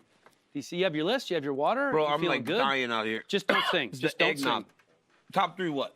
Most anticipated debuts in UFC we have history. these cards. Yeah. Okay. Didn't you not realize that was coming with the whole feature on there? I thought, well, we have one for top 3 Japanese fighters of all time, too, so maybe I Okay, thought that fair was enough. something. That's fair. All right, at number 3, you guys remember when Ronda Rousey came? How excited people were? Because it was the first time there was going to be a female champion in the UFC, female headline of a pay-per-view, and then it went gangbusters, right? First female to headline a card, and she sold a ton of pay-per-view. Amazing. Remember when Nick Diaz came from Strike Force? He was the man. His return, because he had been in his return, it was anticipated. And then Gil Melendez stepped right into a title fight in his first UFC fight after those great fights in Strike Force with Josh Thompson. For me, it was all guys coming from Strike Force because it felt like it was a true... Oh, Jesus. Come on. The panic on your face just I was like, oh my God, Can we get a mask? It felt like it was a true number 2. And all those guys, their number 1s from number 2 coming here, it felt big to me. Us Strike Force veterans got to stick together, DC. We're the same. You fought Strike Force? You didn't know that? Yeah, bro. You know that. How far in the undercard were you? Second fight. I never saw Second you. fight of the night. I never saw him. Untelevised. Doesn't matter where it was, he was He there. asked for a picture, and I was like, yo, get out of my face. We're both Strike Force veterans and All-American wrestlers. We're basically the same athlete. The exact same person. Exact same athlete. Wait, let me ask you a question. You're an All-American in wrestling? Yeah. What division? California Junior College. Man, come on, Jay, man. I'm crazy, and I got 4th, the lowest you can be to technically be an All-American. This guy, He went to the Olympics as an audience member. All right, Bilal, save us, please. Save us. Laura, you're getting Laura's getting a little. Number 3, good pour. Obviously, Nick Diaz. He had all the hype in the world. He was so good. He was a beast. Yes. Number 2, Justin Gaethje. Coming from World Series of Fighting, he's a monster. The low kicks, all the wars he was in. I don't know how you forgot about him. But I would not put him higher than Melendez and those guys. But Was Melendez AKA? Is that why you picked him? No, he was Strike the Force. man. That's why I he was picked him. really good. No. Okay, and then number 1, Brock Lesnar. Did you forget about him? Yeah. I don't think many people cared much about when Brock. They cared. Oh my God. They cared about Brock Lesnar. What? They cared more about Brock Lesnar. What do you mean? I'm just saying. Really? I don't think people cared much. Man, I'm so happy you didn't get that fight. What? That is dastardly, bro. Oh my God, you're a horrible friend. Dastardly. Senko, you're up. I'm up. I have, where'd it go? At number 3, Michael Chandler. Why did you look at me like that? I think that's fair. Yeah, I thought about him on my list. Bellator lightweight champion. He was kind of a big deal in another major Very organization. good. He was very good. Justin Gaethje, World Series of Fighting. I don't remember how he was undefeated when he came here. It was like 17-0, all the crazy knockouts. We were so excited to see what he could do in the UFC. And then number 1, Ronda Rousey. It was not just that she was making her debut as a champion, but we were literally creating an entire sport when that woman came on the scene. So, of course, I have to have her as number 1. All right, I have Rousey as number 3. Disrespectful. Nobody has Shogun Rua on their list, which is interesting to me. Like his 2005. Who made your list? You know, I'm about to say, Bilal, that's what he's trying to prove. He knows something. After he won the Pride Middleweight Grand Prix. Look at these names that he beat. Yeah, we are not stupid, Rampage. Overeem. It is Big Nog's brother. One other dude. What you're trying to do here. We can sit, Laura, you see it. Now, listen. Helly will always remember the moment when he saw Shogun win the Pride Grand Prix. It's burned into your brain forever. You'll never forget it. It was remarkable. Paint the picture. Y'all remember that one Back time? in 2005, when I was just 10 years old. Oh, bro. Hey, you remember that one time he talked about one time Dan Helly. I was there. They gave Dan Helly a moment. He watched it on the video, and it was the first time he had seen it. This is and he was such like, bullshit. oh, yeah. He was like, I remember. I remember Like, where I was. That happened? You could tell the first time he had ever seen it, he's all, oh, yeah, I remember when. Coob Swanson. Brock's my number 1, by the way. I don't know how you could say there wasn't interest in Brock. I'm just, I cannot believe this. No one was more interested than DC. I know, right? When the Of course. show started, he goes, is it Hua or Rua? How do you guys want me to pronounce this? All right, that's bullshit. That was so 5 years ago. Stop it, great. Well, as always, you guys go low-hanging fruit, and as the thinking man's analyst on this place here, I'm gonna wow you guys with the I three knew you were correct gonna ones. have. I knew you were gonna have him on your list, dude. CM Punk. How intrigued was the I world forgot about that. to It was see crazy. CM? People were like, I could not wait to watch him get his ass kicked because I had to hear from pro wrestling fans, oh, he's gonna be this big thing. When Oh, his song he can hit do the it. curtain, though, it got so loud. What about James Toney? I forgot about James Toney. Oh yeah. Yeah, were people really jacked for that? Yes. Remember, he had a lot of stuff going around that. Yeah, it was the first time a real boxer came, remember? Yeah. It was big. Remember, we were talking about best boxers in the UFC, and I said James Toney. You said were James like, what? I never said that. Yeah, I love James Toney. You're a lion on me. You're a liar about it. Laura, stop No drinking. idea. Somebody take a cup, man. Go ahead. Would you like to continue? No, Where were no. you when CM Punk fought? Do you remember that? Well, that wasn't that long ago. I mean, I was around. It was a while. Call the football. Number It was in the two. last 5 years. No, it wasn't. CM Punk debuted. When did CM Punk debut? 2015. 16. Okay, it's in the last 8 years. Almost 9 years ago. Yeah, it's since I've been with the UFC. It was the very beginning. All of right, my you guys time leave him with the alone. UFC. He's getting pissed. Look at him. You can tell he's actually getting mad. It's just don't like hilarious you being pissed with that sweater. It's just a I know, great, right? great combination. All right, finish your list. Number two, Crow Cop. Remember how jacked That we were to was a see big Crow deal. Cop? He finally won the Grand Prix. He had a Pride belt, and then that happened. And the number one, Justin Gaethje. I mean, we're like, oh yeah, he could do that awesome fight against Luis Palomino, but how's he gonna do and be excited? Or Nick Newell, right? A guy with one arm. Like, how's he gonna do crazy. against Eddie I can't believe Alvarez Nick and Newell did that. Dustin Poirier? I still to this day can't believe that happened. I with can't him believe and Justin fought. Gaethje beat a guy with one arm. Justin is a killer. Nick Newell was like 12-0 though when they fought. I know. So it's kind It of was like. crazy. But Justin Gaethje is, you've never met anybody like him. He's crazy. Yeah, and now he's like a 7-8 handicap in golf because he's played so. He's played 185 of the last 225 days. So wow. Since he got knocked out. I can't believe Candido actually, our producer Zach Candido said, "What do you think his handicap is?" And we played together a few times. I said, "Probably between a 9 and 11." He said he's a 7 or an 8. Do you know how difficult it is to be that really good of a good. golfer? Yeah. That's pretty amazing. Fitzy, you're probably a 7 or an 8. No, I'm like a 15. Okay.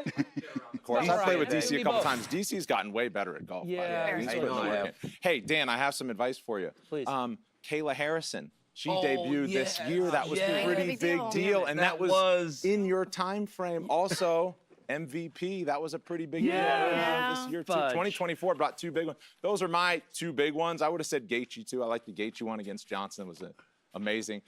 Zach in my ear told me, when Cruz came over and Jose Aldo came over, that was a really big deal. And I was just like, yeah, but that would be disingenuous of me. Yeah. Way I don't want to be long ago. there. And then Dan said Shogun a minute later. I said, oh boy. Fitzy only dips in here. I have no problem being disingenuous. All right, let's talk top three Japanese MMA fighters of all time. DC, why do we always start with DC? I don't know why you always start with me. We Please should throw don't. this By out the of time you order. get to me, I'm like, yeah, just what they said. I know. I don't want to go against Go Laura our first. producer, It's all right. Let's start DC again. That's fine. Okay. Remember that guy, Sexy Yama? Yeah. Yukiro Akiyama? Was his name Akiyama? Yeah, he was awesome. I liked him. He was good. And he was cool, and he could fight. And then Horiguchi, he fought, got all the way to a championship opportunity. And then Okami. Remember how good Yushin Okami was? It's so crazy when you think about Yushin Okami. Him and Chael Sonnen.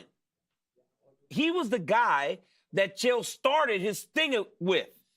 Yushin Okami was ranked like number 4 in the world. Chael was number 5, and they were the first fight on the entire fight card. And Chael goes, something's got to change. Beats Okami, starts the whole Uncle Chael Sonnen thing. Next thing you know, he's fighting Anderson Silva in some of the biggest fights in UFC history. That could have been Yushin Okami. One fight away. Dude was good, man. Yushin Okami. All right. I'm going to start out with a name that I'm going to guess only RJ knows who this person is. Do you know who Megumi Fuji is? Oh, yeah. Tell me about her career. Oh, her. Okay. Oh my God, there goes She her. was a pioneer in women's MMA. She started fighting in 2004, and this woman was 22-0. There it goes. Oh yeah, he's awesome. Fitzy, you might need you. He's hooked on eggnog. Brendan, the show is yours. Brendan, get up here. It was the eggnog. Oh my God. Brendan's going to take your spot. Okay, all right. Anyway, 22-0. She's incredible. She was 37 when she finally lost, but no one knows who she is because it was before women's MMA was I public. thought She we is was doing only UFC. amazing. Only UFC. Shinya Aoki. Do you know Aoki? Yeah, we know Aoki. Of course, but- Aoki. One of the best submission artists of all time. Fought in like 4 different weight divisions. He has a submission named after him. One of the greatest submission artists ever. Are you okay? No, I know. I'm just listening. I misread the email again. I thought it was just UFC. Did Fuji fight in the UFC? No, this was meant to No, be these are not Japanese UFC. fighters ever. God, I can't read emails. I was wondering why you went with Sexy Yama. And then number 1, Kazushi Sakuraba. How do you not have Kazushi Sakuraba? I thought it was just UFC. No. It was not just UFC. No. And the fact that none of you guys had Takanori Gomi on your list is a Gomi. problem. Or Kid Yamamoto, the late great.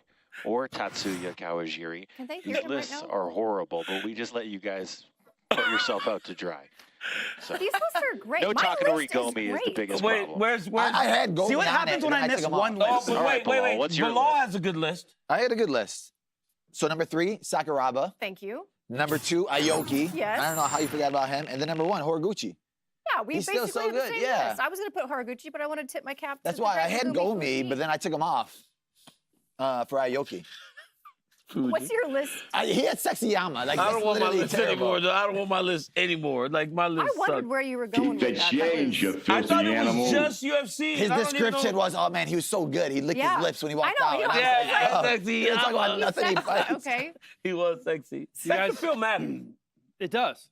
You started rubbing the belt when you were talking about sex appeal. No, I didn't. Yeah, you did. No, I didn't. If Don't we do could that. rewind that, when he started Don't talking do that. about Don't that do that. first Japanese But this fighter- is the sex. So the belt is the sexiest thing alive. Maybe that's why I was rubbing the belt. Is that it? Yes, if anything. You can tell yourself that. I don't remember that. It's time for some Airs Tech defensive strategies. You guys I'm ready? I'm really good Yeah. at this. This is what I'm good at. Hold on. Oh. Hold on. Oh. Hold on. Before we do that, let's do a little you better. Okay. All right. This is where we pick a fighter on the card and we basically coach him up. Obviously, I'm not participating in this one. Let's start with Alexandre Pantoja, DC. Alexandre Pantoja, you better.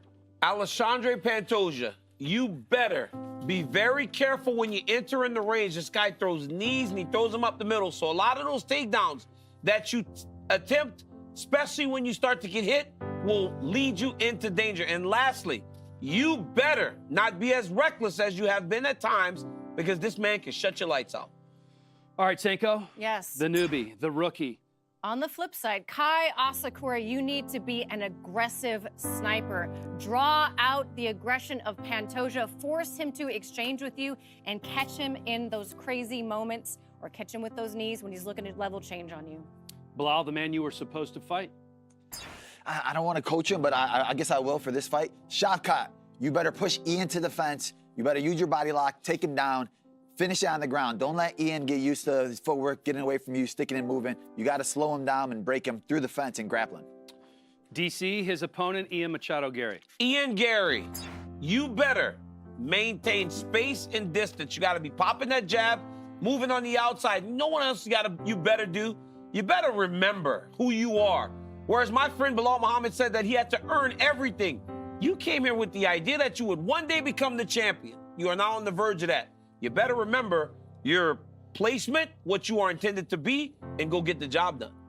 That's a really tight shot on your big old head there. I was just looking at that. I don't think my head's that big. It is large. It is large. Cyril Gane, Bilal. Cyril Gane, you better remind people how good you are. Use your footwork, use your elusiveness, use your speed. Don't let Volkov push you to the fence, try to grapple you. He looked great his last fight. It's not the same Volkov you fought the first fight. You better know that you're fighting a different fighter, and you better show him how much better you got. The man who was sitting up here with us, Aljamain Sterling. Absolutely. Aljamain Sterling, you are a champion, okay? You're in a new division. You got to remind these guys that you are a champion.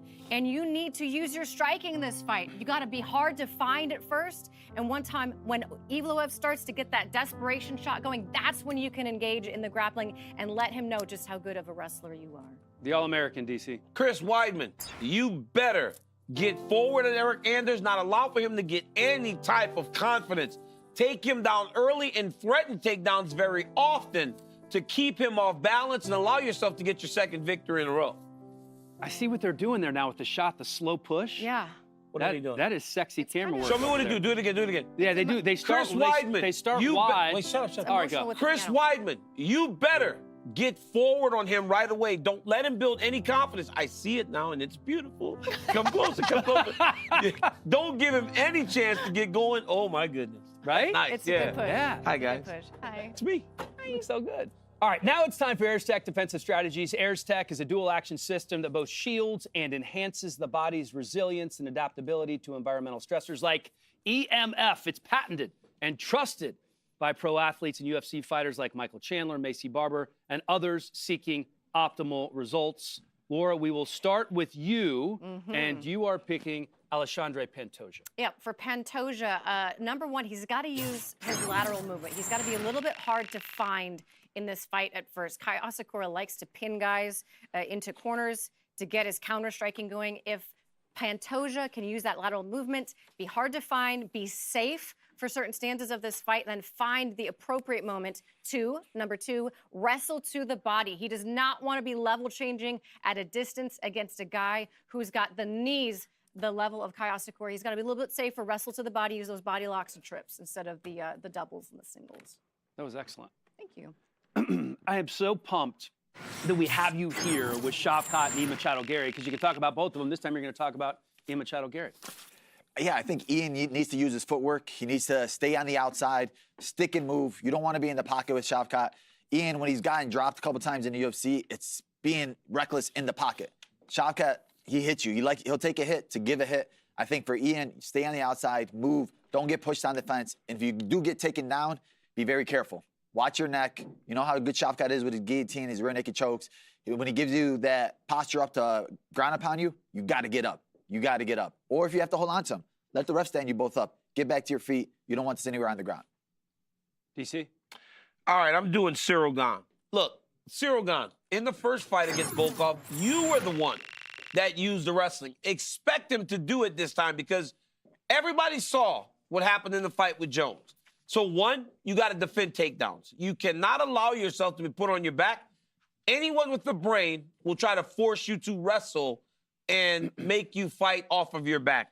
Number two, you got to get close, inside of his range, because when Volkov, especially the Volkov that we saw against Sergey, is fighting at that range, able to control space and distance, he is a handful for anyone. So you got to get inside that range, and when you're close, be ready for him to try to level change and take you down, or get to a body lock and take him down, right? Because Volkov's not going to shoot on him. He's going to try to grab him, drag him to the floor.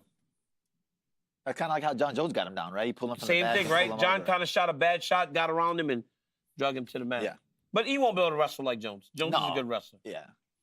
All right, good work. AirsTech is a dual-action system that both shields and enhances the body's resilience and adaptability to environmental stressors like EMF.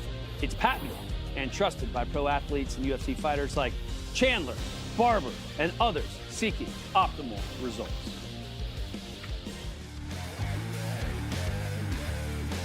As a UFC announcer with a front row seat, I've been known to get pretty excited. And with this latest DraftKings offer, you can too. New customers take advantage of this great offer before it's too late. Now you're feeling it. Download the DraftKings Sportsbook app, sign up with the promo code, and get in on this offer before it's too late. The crown is yours. I got to stretch. Well, all right, guys. First, we're I'm time for a little fun and games. I want a leg And I don't really like this being our first game because it's leg wrestling. If you guys haven't seen this before, take a look at this example video. I gotta stretch out a little bit. 3. Oh, this. Oh yeah. Yeah. Well, Remember this? Like this lady just dominated people. Hey, she looks like a solid 150. And you got to pull him over? Not 115. Bro, he got tree trunks. 3. All right. No chance DC has the flexibility for this challenge. DC is the reigning weigh-in show champion, so I think you get to pick the first matchup. It might be interesting to see Fitzy. You know, he's training a little jiu-jitsu. He has some pliability. You get to call whoever you want to go against. And then you get to pick the other match as well. I'm going to, you know what? I want to challenge the champ. Oh. I'm going Bilal. I want you two to go. You want who to go? You and Laura. Who goes first? Y'all going against each other first, and then me and Bilal going to go. All right, fine. Are we laying on our mic packs? We got to, like, you have to take your mic pack and maybe move it to the side. No, it's just 1, 2, on my call. 1. I'm going to have to lay on it. 2, I can't move it. 3. You're the other way. 1. I'm going this way. I know. 2. Yeah, you go the other way. All right. We have to lock arms. Okay. 1, 2. And eyes. I don't think we did this isn't really like. There's no way you guys are gonna reach each other. You gotta get a little higher up. Grab up. You guys gotta go up, guys. Gotta go up. More. Okay. Yeah, there you go. Put it down, Dan. Put it down. He's gonna launch me. Your leg starts down, dude. Oh, okay. Ready. 1, 2. Oh yeah. 3. Go. Get him, Laura. What did we think was gonna happen? That wasn't really. You know, I feel bad. Laura. Oh, you didn't feel bad at all. Fitz, come on, You Fitz. did not feel bad. I want Fitz versus this. He did not feel bad. I feel bad. That was not feel bad. Well, I'm here. All right. Whoever. Hey, That was if you good. win, Here, Fitz, I'm lay here. on your back. No, the other way. The No, other other way. This way, right? Flip, Oh, this Fitz. way. Whoever wins gets the next UFC fight night in Tampa. Man, I should have believed you when you said you Hey, watched Howie, I Gorilla. appreciate High you stakes. saying I had pliability, though. Yeah, Thanks for come that, on, man. baby. Yeah, I appreciate Ready. that. All right, so All we right. got to right So here. hold on, We got to we move go up a little up here? closer. Move a little, Like you got to like no, you lock. go the other way. Here. The other way. The other way. Think leverage. Here we go. Leverage. Ready. Leverage. Laura, this one's for you. Thank you, Brent. 1, 3. 2, Go. 3. Oh, look at you. Oh, hold on. Do I? Someone I thought it was like a. I thought it was like. Damn. Ellie. Found your I thought it was like a game. thumb war. I was waiting for my chance to attack. I'm on this side, Bully. I'm on this Those- side. Why you get that Oh side? man. All right. I just want this side. Helly won from this side. Good Shame. luck. The winning side. Absolute shame. Is this like tournament style? Then whoever wins this Yeah. is going to fight. Hey, don't. Hey, Bilal, don't hurt your foot. Come on, dude. Let's go. It's over here. Yeah, I'm He's back. back in training. Yeah. His Let me toe, see Bilal go up. dude, his Don't hurt toe DC. was We need it. crazy. I saw All right, put it down. Put it down. What, you put yours down. Put it down. You guys are ready? not connecting correctly. Okay, One. whatever. 1, They're supposed to. Yeah, 2. They're not. Yeah. it's fine. Bye, Bilal. Bye, Bilal. Bro. He was like a Look at tree. those tree Yeah. trunks, dude. Look at him moving. I know. Get down here, boy. Sanko. Come. No, it's you. Come get your ass. Your turn, Ellie. Come on, Get over here. man. Get your ass. Go for 3-0. Get my ass whipped. You have Let's to go. lock like we did. 3-0. You gotta go 3-0. here. You have to hold your own. One. Okay, whatever. Wait, all right, ready? Wait, put it down. Put it down. Put it down. Put it down. Put it down. Ready? Which one? Ready? This is Dan. like Czech Congo, Dan, Pat put your Barry. leg- fight Czech you Congo, watched. Pat Barry. Dan, This put is your what leg this down. is like. Ready? Yeah. All right. 1, 2. Come on. 3. All right. Whoa. What are you guys doing here? That's a draw. What are you guys doing here? He went sideways. Bro. He went sideways. They scissored. Come on, Dan. Yeah. Everyone wins really with that awkward. move. I wasn't gonna say the Dan, word, come on, but Dan. yeah. Come on, Dan. I did. Come on, Dan. We gotta go because that. Ready? Ah, hold on. Something Wait, went else. too far. Ready? There we go. 1. That's gonna be all over X. 2, 3. Let's go. God Hey. damn. Hey. God, that was really disheartening. Dan, you had some strong legs, though. I wanted You were that. in I there. You wanted do that. have strong legs. You Damn it. do have strong legs. Look at him. Dang. Look at him. Congratulations, DC. I am humble in victory. Hey, I am humble in victory. Are you? Look at that. Can we Oh, show? look at that. Can we show? Look at that. Look at that. I tried. I want to see the replay of the other one. Show the other one. Look how his butt come in the air. Look. Man, I was really Show trying. their first go. I'm still choking on that eggnog. Are you okay? The eggnog almost killed me. There's like one little sip left. Yeah, just spinning. Man, you had some strong legs. Let me have Dan Helly for even challenging. Yeah. Where? Oh, here we go. I don't want to see this. Yeah, we want to see you this do. one. Yeah, you do. It was bad. Put it on Twitter. Oh! Oh, hey, you know what this looked like? The Fight Pass Invitational. Fight Pass Invitational last night. All the kind of leg locks the whole time. I gotta spin it. Oh, that was tremendous. That's so funny. I haven't been able to train in 6 weeks. Bilal, your leg was really strong. Oh. What? Mute my mic. Get him, Helly. Sorry. Oh man, how are we supposed It's always great when the host gets. Should he be able to sing a Christmas carol to unmute? Is this when Brendan takes No, over? no. We just talked. All right. Oh, rent free. Hey, Okay. you guys shut up. Here, Fitzy. No, don't give him the This thing. is a reward. Dan just gets So- to hang out. We get another great. It really is a guest reward. host to guide us. Were you on the air there, Zach, or do I have to explain this? Okay. All right. I'm the host now. Thank you, Dan. I've been wanting to be on this show for I know. 4 years. Now it's over for me. We're doing Rent Free, which I've been told is a staple of the morning show that I never miss. So, of course, post-fight speech in honor of Pantoja's very memorable post-fight speech when he won the UFC title. And Daniel, what is your first? If I can be rent-free honest, you post-fight feel a little speech? too buttoned up for this show, but we will accept you for the time that. Oh, well, unbutton. Take one button down. Yeah. You're all fucking professional and shit, man. All right, bring it back. Whoa. I take my piano gigs. Wow. Oh yeah, there we go. There we go. Now we go. All right. After the scissoring, you got all hot and bothered. My rent-free moment. You ready? They talk about, look at me now. When Leon Edwards said, look at. Okay, show it. Just look. Look. Can't put into words, Joe. It's been a long 4 years. The old doubted me said I couldn't do it. The all said I couldn't do it. Look at me now. Look at me. Pound for pound. Headshot, done. That's it. They said I couldn't do it. Look at me now. Pound for pound. Headshot dead. I love watching that one. That was the best. I was. Hey, I did was you guys scared know- gonna get the, I thought you was gonna get the boot. Bilal said, "Look at me now." Earlier, I caught that reference. We got it. But Yeah, because he's a plagiarizer and he's a biter. He got a. He tried to take Leon as his ghostwriter. we took his belt and we took his line. Oh my God. Bilal, you're next. I don't want to. Hey, man, we're all good though. Keep waiting for For Helly me, to chime in. Sorry. maybe not today, maybe not tomorrow. You got to go with Brandon Moreno. You're really good. Well, you're undefeated so far in your UFC career. You're going to probably be in the top 10 of the division come Monday morning. Is there anybody you'd like to fight next? To be honest, I don't know. I have some names, but I want to wait a little bit. Only let me say something. Maybe not today, maybe not tomorrow, and maybe not the next month. But only one thing is true. I will be champion one day. I promise. I promise. Brandon Moreno, ladies and gentlemen. 11 straight wins. Love that. So good. That was a And great you one. made it true. I love the Made it Spanglish true. too, just the pedal. Yeah, pedal. pedal, right in pedal. there. Yep. Who's next? Is my mic Laura, on? are you next? No, it's Yeah, not. why- So you're shut up, please.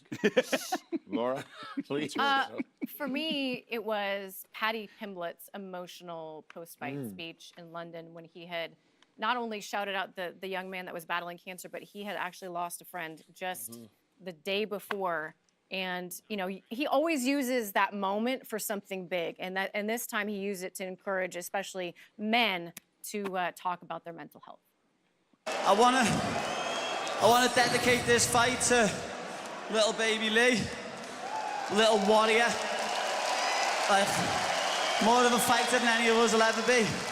But also, I woke up on Friday morning at 4 a.m.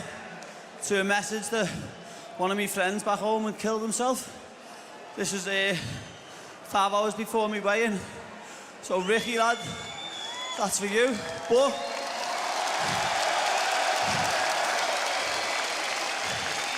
there's a stigma in this world that men can't talk.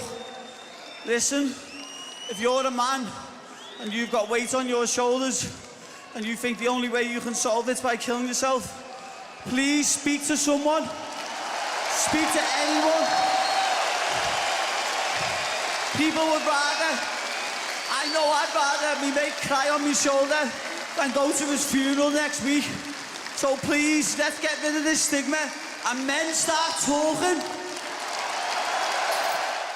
It's just Love important. that. Yeah. He's still putting out that message too. Yeah, and he always uses that moment for something bigger than himself. Since I am Dan Hellie, I'll take the camera right here. Okay, so I enjoyed beating the wheels off of Fitz at leg wrestling. That was great, but he destroyed me after we scissored. It's all just part of my morning. When I cruise through UFC Fight Pass and I'm looking for an inspirational post-fight speech, when I'm not, remembering Shogun, who was legendary UFC debut, I think of Alexandre Pantoja after UFC 290. I'm starting to training when I have 12. Now I have 33. I passed for everything in my life. I passed for everything. Last 2 years, I worked so hard. I bring my family to US. I start my camping in America Top Team. I leave everything I have. My mom take care of me and my 2 brothers alone, Now, Dad, you proud of me, Dad. You proud of me. Alexandre, It was awesome. I remember it every time. It makes me cry every time. My name is Dan Hellie, and I host the UFC weigh-in show. Are you back, Dan? Is his mic on now? Let me try talking. Can you Hey, hear me? there we go. All right. There he is. All right. That was great, in all honesty, that was a great speech, and it was one of the fights of the year. It was Yeah. a great fight. And it was the catalyst for this whole Part thing. of the whole thing. Of course. Yeah. Well, from one deadbeat dad to a guy I think we all wish would adopt us, Chris Weidman's dad. Yes. Yeah, I remember throwing that. He caught me and broke down with it. Probably wasn't the smartest move, but I'm going to go out here and just give everything I have. And, all I could do is work hard and keep a positive attitude. If I lose, it's my day to lose.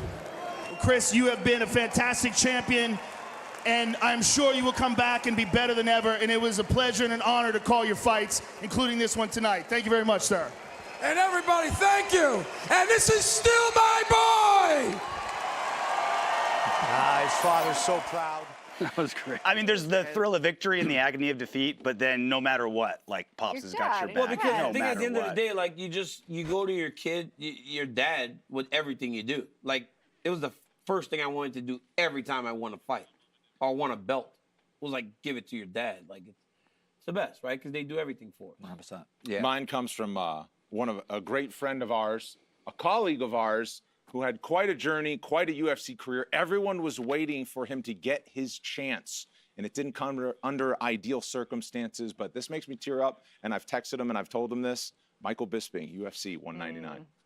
I started fighting when I came out of my mother, really.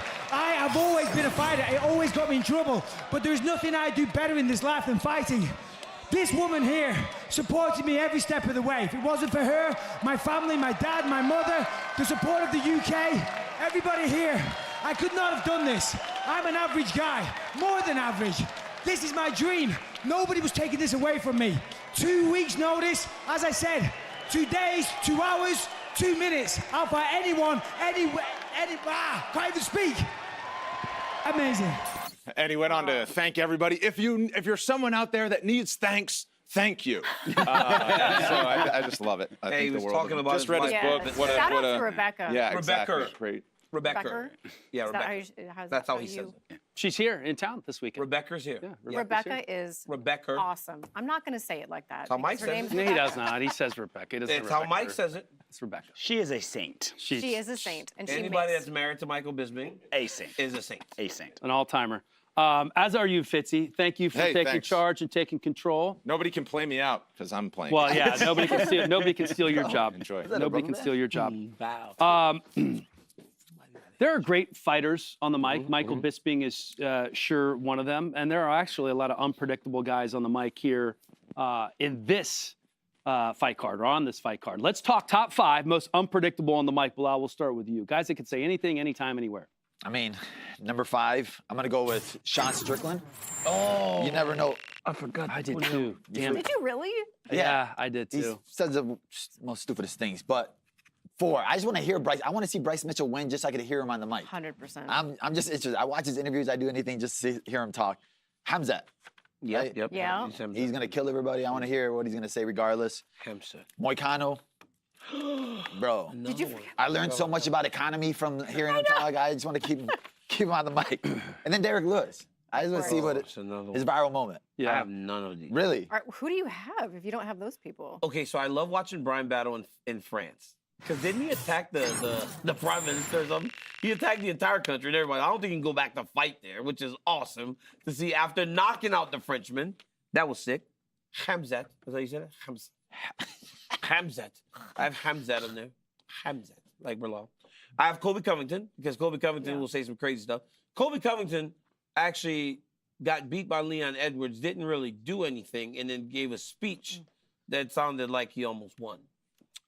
Bryce, because Bryce is crazy. And number one for me, Hannah Cyphers. I mean, Hannah Cyphers. Hands down, Hannah Cyphers. I mean, she was the greatest post-fight interview Incredibly unpredictable. in history of UFC. Incredibly unpredictable. Oh, my God. You had no idea what she was going to say. If she said anything at all. Right? Like you talk about unpredictable. What if Hannah just stands there and whistles? It just looks at you. She goes, Hannah, how good does it feel to win today? Well, you had her at number 2, but you said number 1. So I moved her up. Okay, you moved her up. All right, some familiar names on mine. I have Derek Lewis at number 5. How could you not? Renato Moicano is a great one. Nobody has Conor. I mean, Conor's always unpredictable on the mic. Nate Landwehr, who's predictable. Conor was probably the most guided person on the mic I've ever seen. It was always with an intention. Yeah, but you never knew. He knew, but you didn't know. He knew exactly what he was doing every time. He knew, Even but when he you said didn't always know. He said the double champ does whatever he wants, or I apologize to no one. He knew exactly what to say at the time. He was the best on the mic. He's not unpredictable. No, All right. he knew what he was doing. We'll agree to disagree there. And then Nate Landwehr. I mean, this guy is just... He's awesome. Good old boy, country, redneck, Tennessee to the core. And then you got Bryce Mitchell, who is essentially the same type of guy. But his conspiracy theories are unlike any that I have ever heard. I'm starting to believe him. Go listen to Bisping's podcast from this week. And I think it was Felder that was on there with him this week, and they had Bryce Mitchell on. It's pretty incredible. He's on my list as well. He's number 5 on my list. He doesn't believe in seatbelts. I mean, there's conspiracy theories that we can all kind of like, oh, that would be interesting if that was true. Then there's seatbelts. Bryce, put your fucking seatbelt on. It's not hard. But he had a good explanation for it. He said sometimes you got to roll out the car. Roll out the car? But then I thought about it, and I was like, man, what if you do have to roll out the car? You got to press the button to try to get out the seatbelt to roll out. You're slowing down your exit.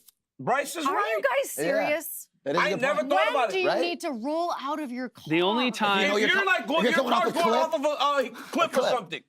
You got to get out. Or water, or into a lake. Or going into a lake. You got to get out. You got to unclip to roll out. What is more likely, that you are Dukes of Hazzarding off a cliff, or that you get rear-ended at a stoplight? But if you get rear-ended at a stoplight, you need to get out quick. No,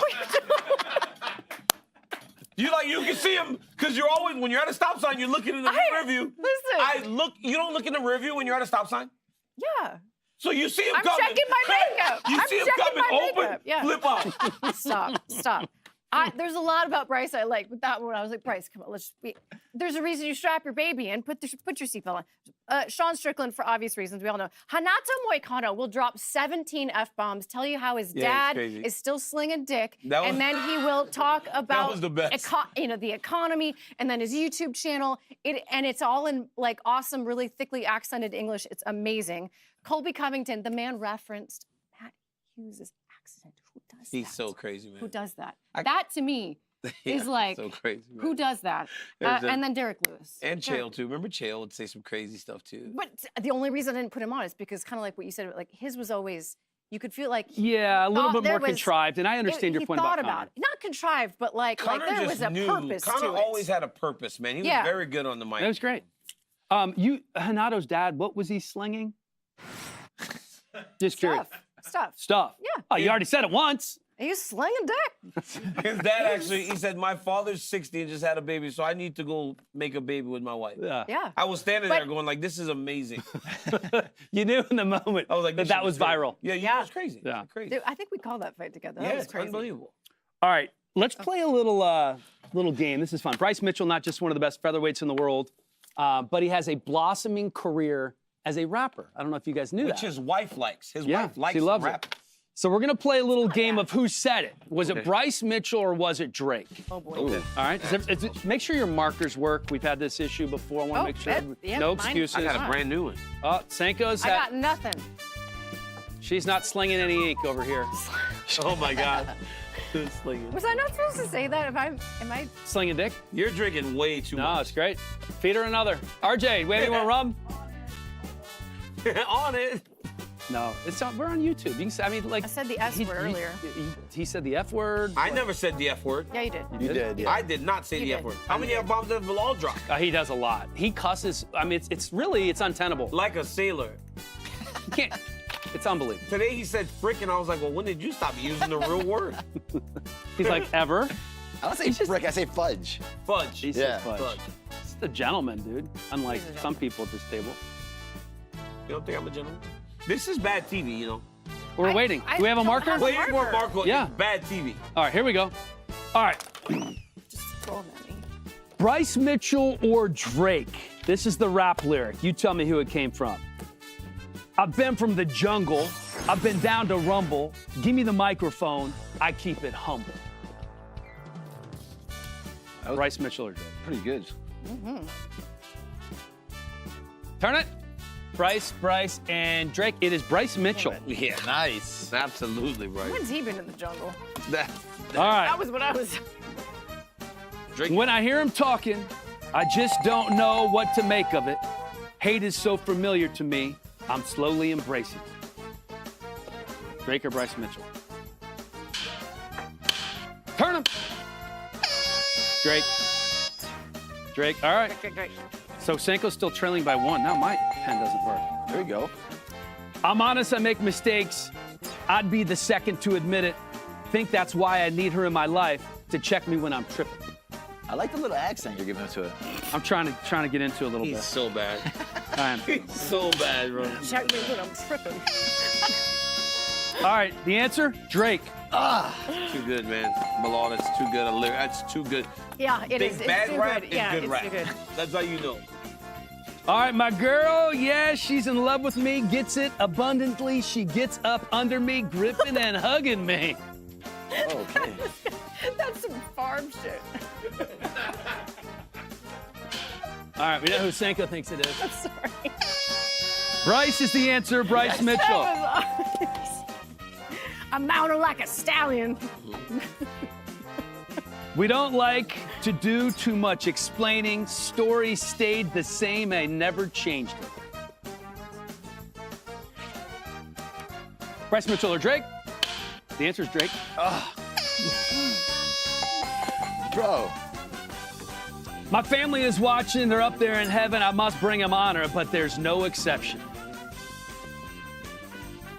My family is watching. They're up there in heaven. I must bring them honor. Wait. And there's no exception. Okay, I'll do this. I'll stay the same. All right, it's Bryce. Yeah. Why'd you change? I had Bryce. I changed. I went back to Bryce. I was changing. All right, here's number 7.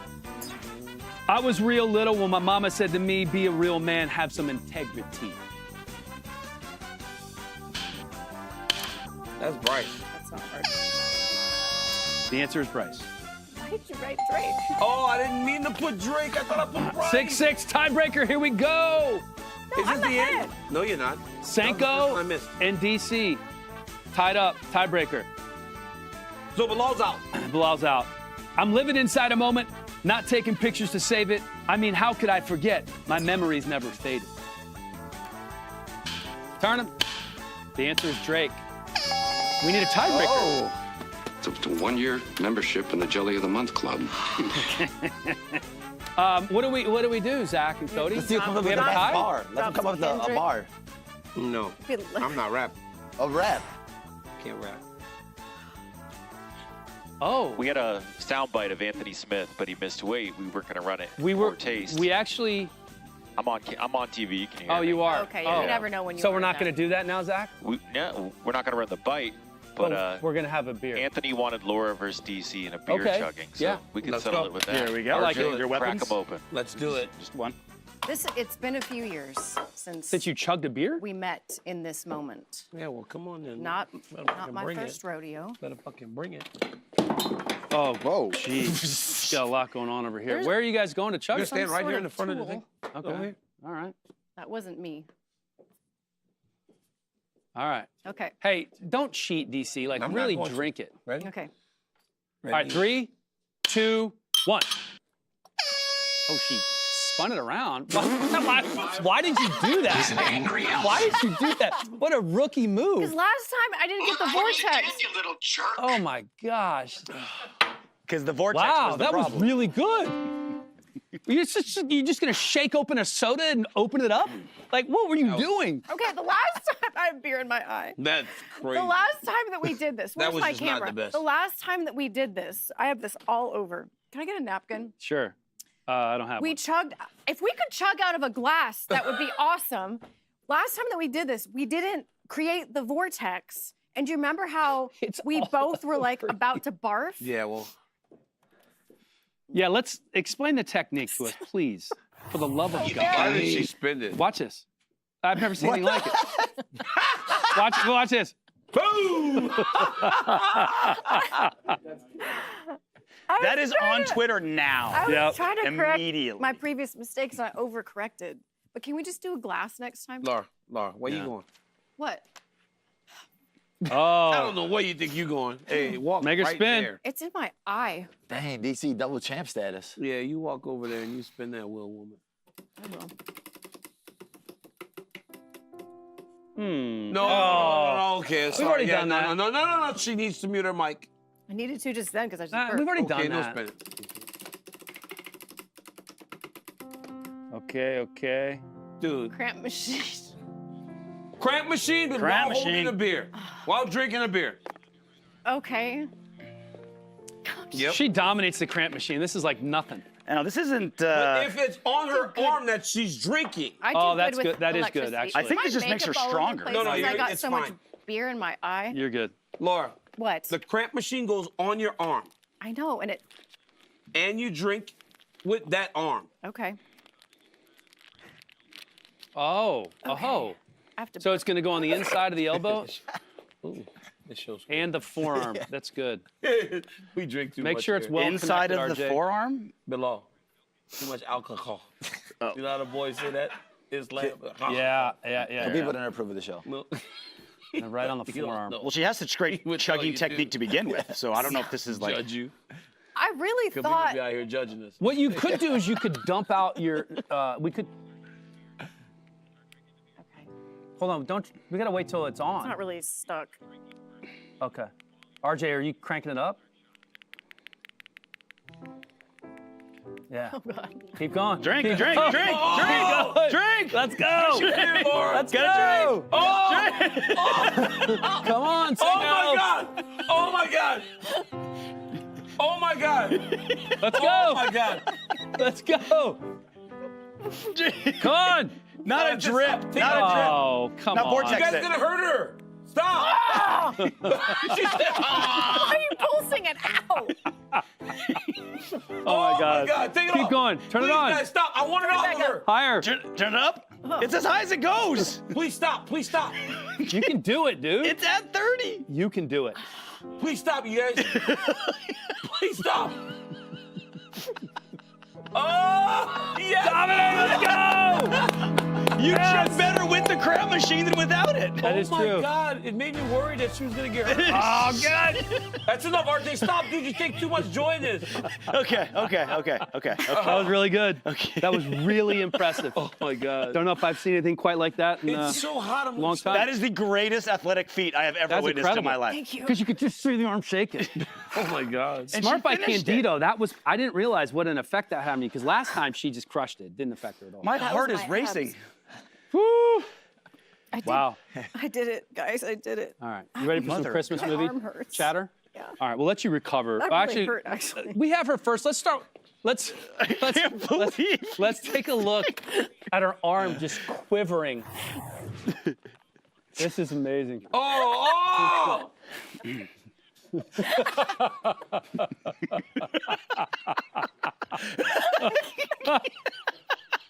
She couldn't focus. Look at that. That's amazing. That was funny. That was really good. Somebody else has to do that. It's so hard. It's not that hard. I don't even think it's that hard. DC, what are you doing over there? That was good. Props to you. You finished it. I just saw. All right, Senko.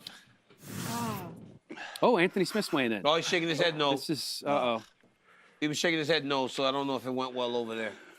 So Anthony went to the PI, had to cut a pound. Pound and a half. He's keeping his underwear on. He must not even be close to That's his either underwear. good or not good. Mikey. He's either on or he's not close. 205.5, the official There weight we for go. Anthony Got it done. Lionheart Smith. He lost 2 pounds. Good for Lionheart. Featured prelim now official. We'll see y'all for the ceremonials later today. One more sleep. Oh, man, we're almost done. I'm almost out of cards. This is a very quick weigh-in. I know. We have Is it? It's only 2 things left. we have some Christmas movies to talk about.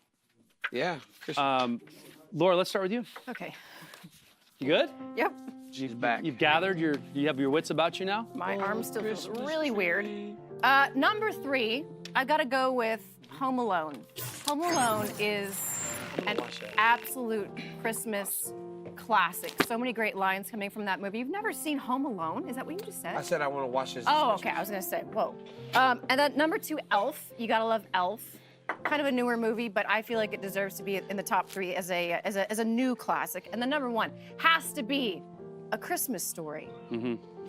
Maybe it's because I'm so old. I turn a certain number tomorrow, but yeah, that's a great movie. It's a classic. It's a classic. Bilal? For me, number 3, I like Elf. Yeah, I love it. Number 2, Bad Santa. I don't know if it's considered a Christmas movie. Yeah, that's funny. That's a funny movie. Yeah, right? And then number 1, What Home about Alone. I just watched it on the plane last week. It's pretty good. It is good. Holds up. And I got the shirt, so. It's a great one, yeah. Yeah. Great show. DC? Honestly, you guys remember It's a Wonderful Life? Oh, The you're black going and way white back. Yeah. movie. Have you seen that? I love that. You don't remember that? Yeah, absolutely. We watch it every year. It's a Wonderful Life. Great story. Hey, Listen. I loved The Night Before. Remember that crazy ass show, The Night Before, with all them dudes? He would make these movies. It was the guy with the curly hair that played on HBO. He was Kenny Powers. And Danny McBride. Yes. Danny McBride and all those guys. The Night Before, that was a great one. It's a Wonderful Life. Home Alone at number 2. And yo, Friday After Next. Y'all remember Friday After Next? That was during Christmas. That was during Christmas. It was. When they were Does Santa that Claus count as robbed a them. Christmas movie? That's a Christmas movie. Not The really. Santa Claus robbed them. They were chasing the Santa Claus all through the ghetto. It was Day, and it was okay. So here's the movie, guys. Hey guys, so here's the movie the called entire Friday plot. After Next. That's It your was number Ice 1? Cube, and it was his cousin Day, who's Mike Epps. They had an apartment in South Central. They got robbed by Santa Claus. So then the whole movie, they're trying to find their money to pay the rent that was stolen by Santa Claus. They had a party. Pinky was there. right. It was awesome. All right. Nothing says the birth of Jesus Christ. That's a Christmas Friday movie. afternoon. Okay, I'll give you a Christmas movie. All right, here's my list. Polar Express. That's My a great kids just movie. kind of grew up with Billy riding that magical train to the North Pole. That was their favorite movie as a kid, so I had to put Polar Express on there.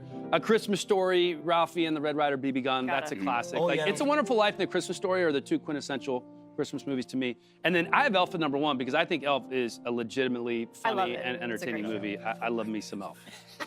Hey, Bilal just leaned over and goes, that's a white man's list. That's a 60-year-old white man's list, as Bilal said. Next time you call me 60, we're gonna fucking leg wrestle again.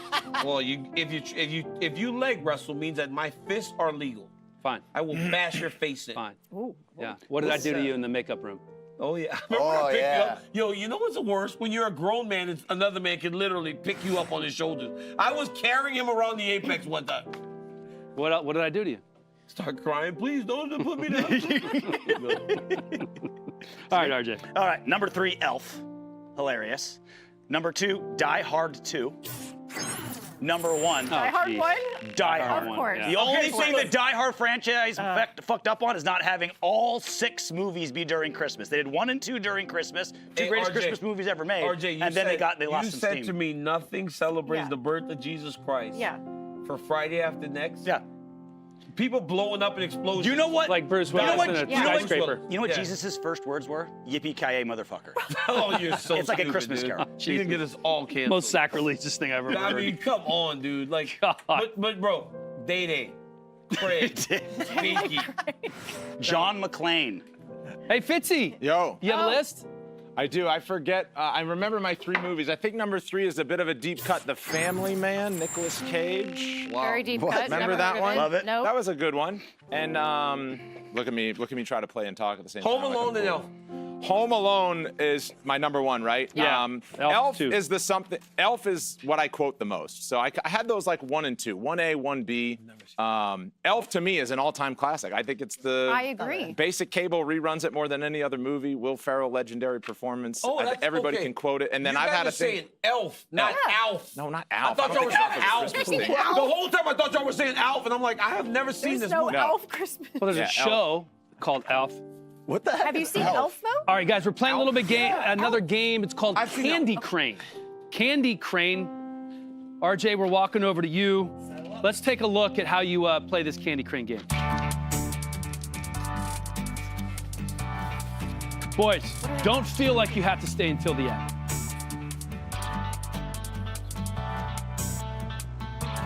Oh, you pick it up your mouth?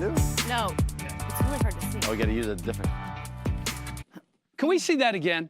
It's very. Okay, guys, it's fuzzy. You pick it up with your you put this in your mouth. Yeah. You pick up as many I'm as playing you the can. game. Oh, you hook them. Hook them. Okay. You walk it over, drop, In the cup, or can come we just back in the cup, and then you hand it to your teammate and go back. You have to put the same tell me candy this cane in again. your No, mouth? No, you each get your own. You each get your own candy cane. Show That's me why again. you put them out. Show me again. You put it in your mouth. Hook as many. Here as it you is. can, Here it is. Here. Drop you just. it. That's easy. Go over, and then your teammate goes. All right, let's go. I'm first. So you have to put it. I'm You the have to put it champ. in the cup. They're dropping it on a plate. I got you. Well, we're yeah, putting it in a lesser cup. What do we do? show. You're going first. We're on this Okay. side. Yeah, we're on this side. We start over here. We got to Oh, all we be start on over this here side, and you guys, get one yeah. here. Okay. I'm taking Laura and Fitzy. I'm taking Laura and Fitzy. Oh, we don't have to put it in the cup. Ah. We just have to Just drop it over Just here. drop it. Okay. It's like remember Double Dare, I'm past the taking red Laura line. and Fitzy. Yeah.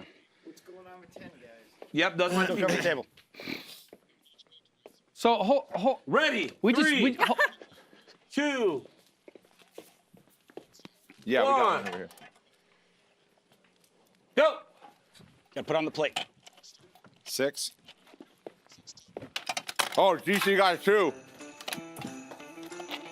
Oh, You can grab as many as you want. Oh, you can. Well, then we're good. we're done. We're done. No. We're done. We're done. Oh. Okay, I'll put it on there. What's happening? go, go, go. We're at 3. Go ahead, D.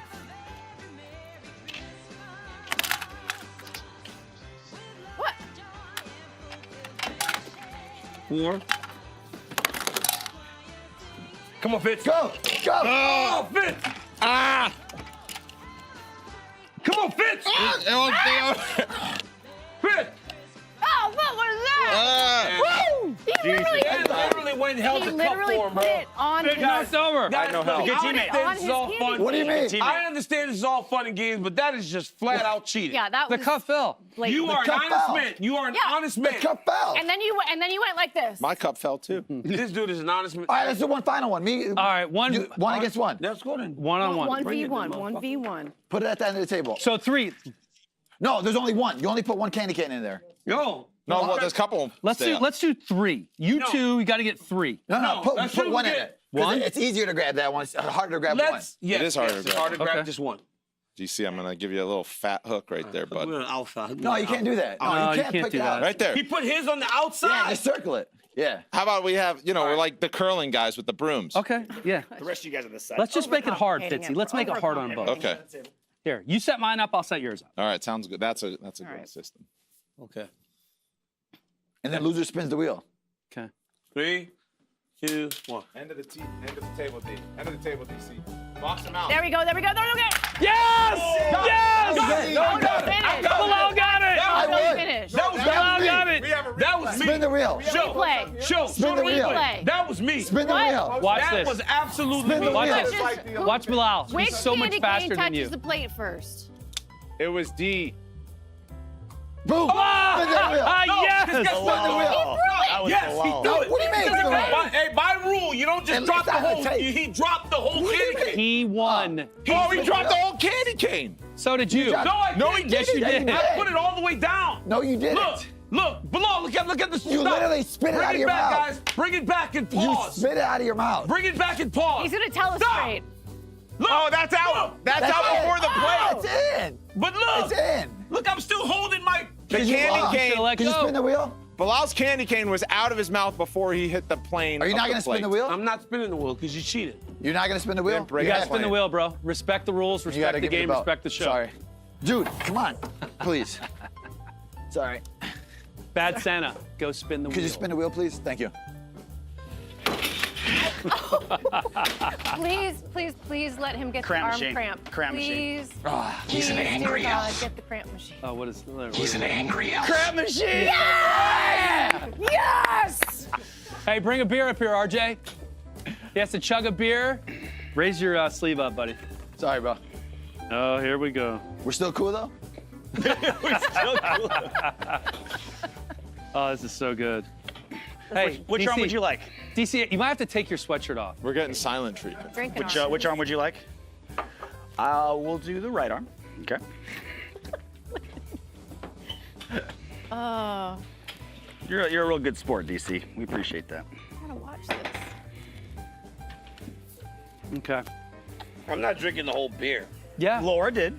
I don't give a damn what Laura did. I have to work today. Laura did. I'm not drinking the whole beer. Don't put it at 30, dude. Hey, I can't take this at 30. You have Laura did. It doesn't.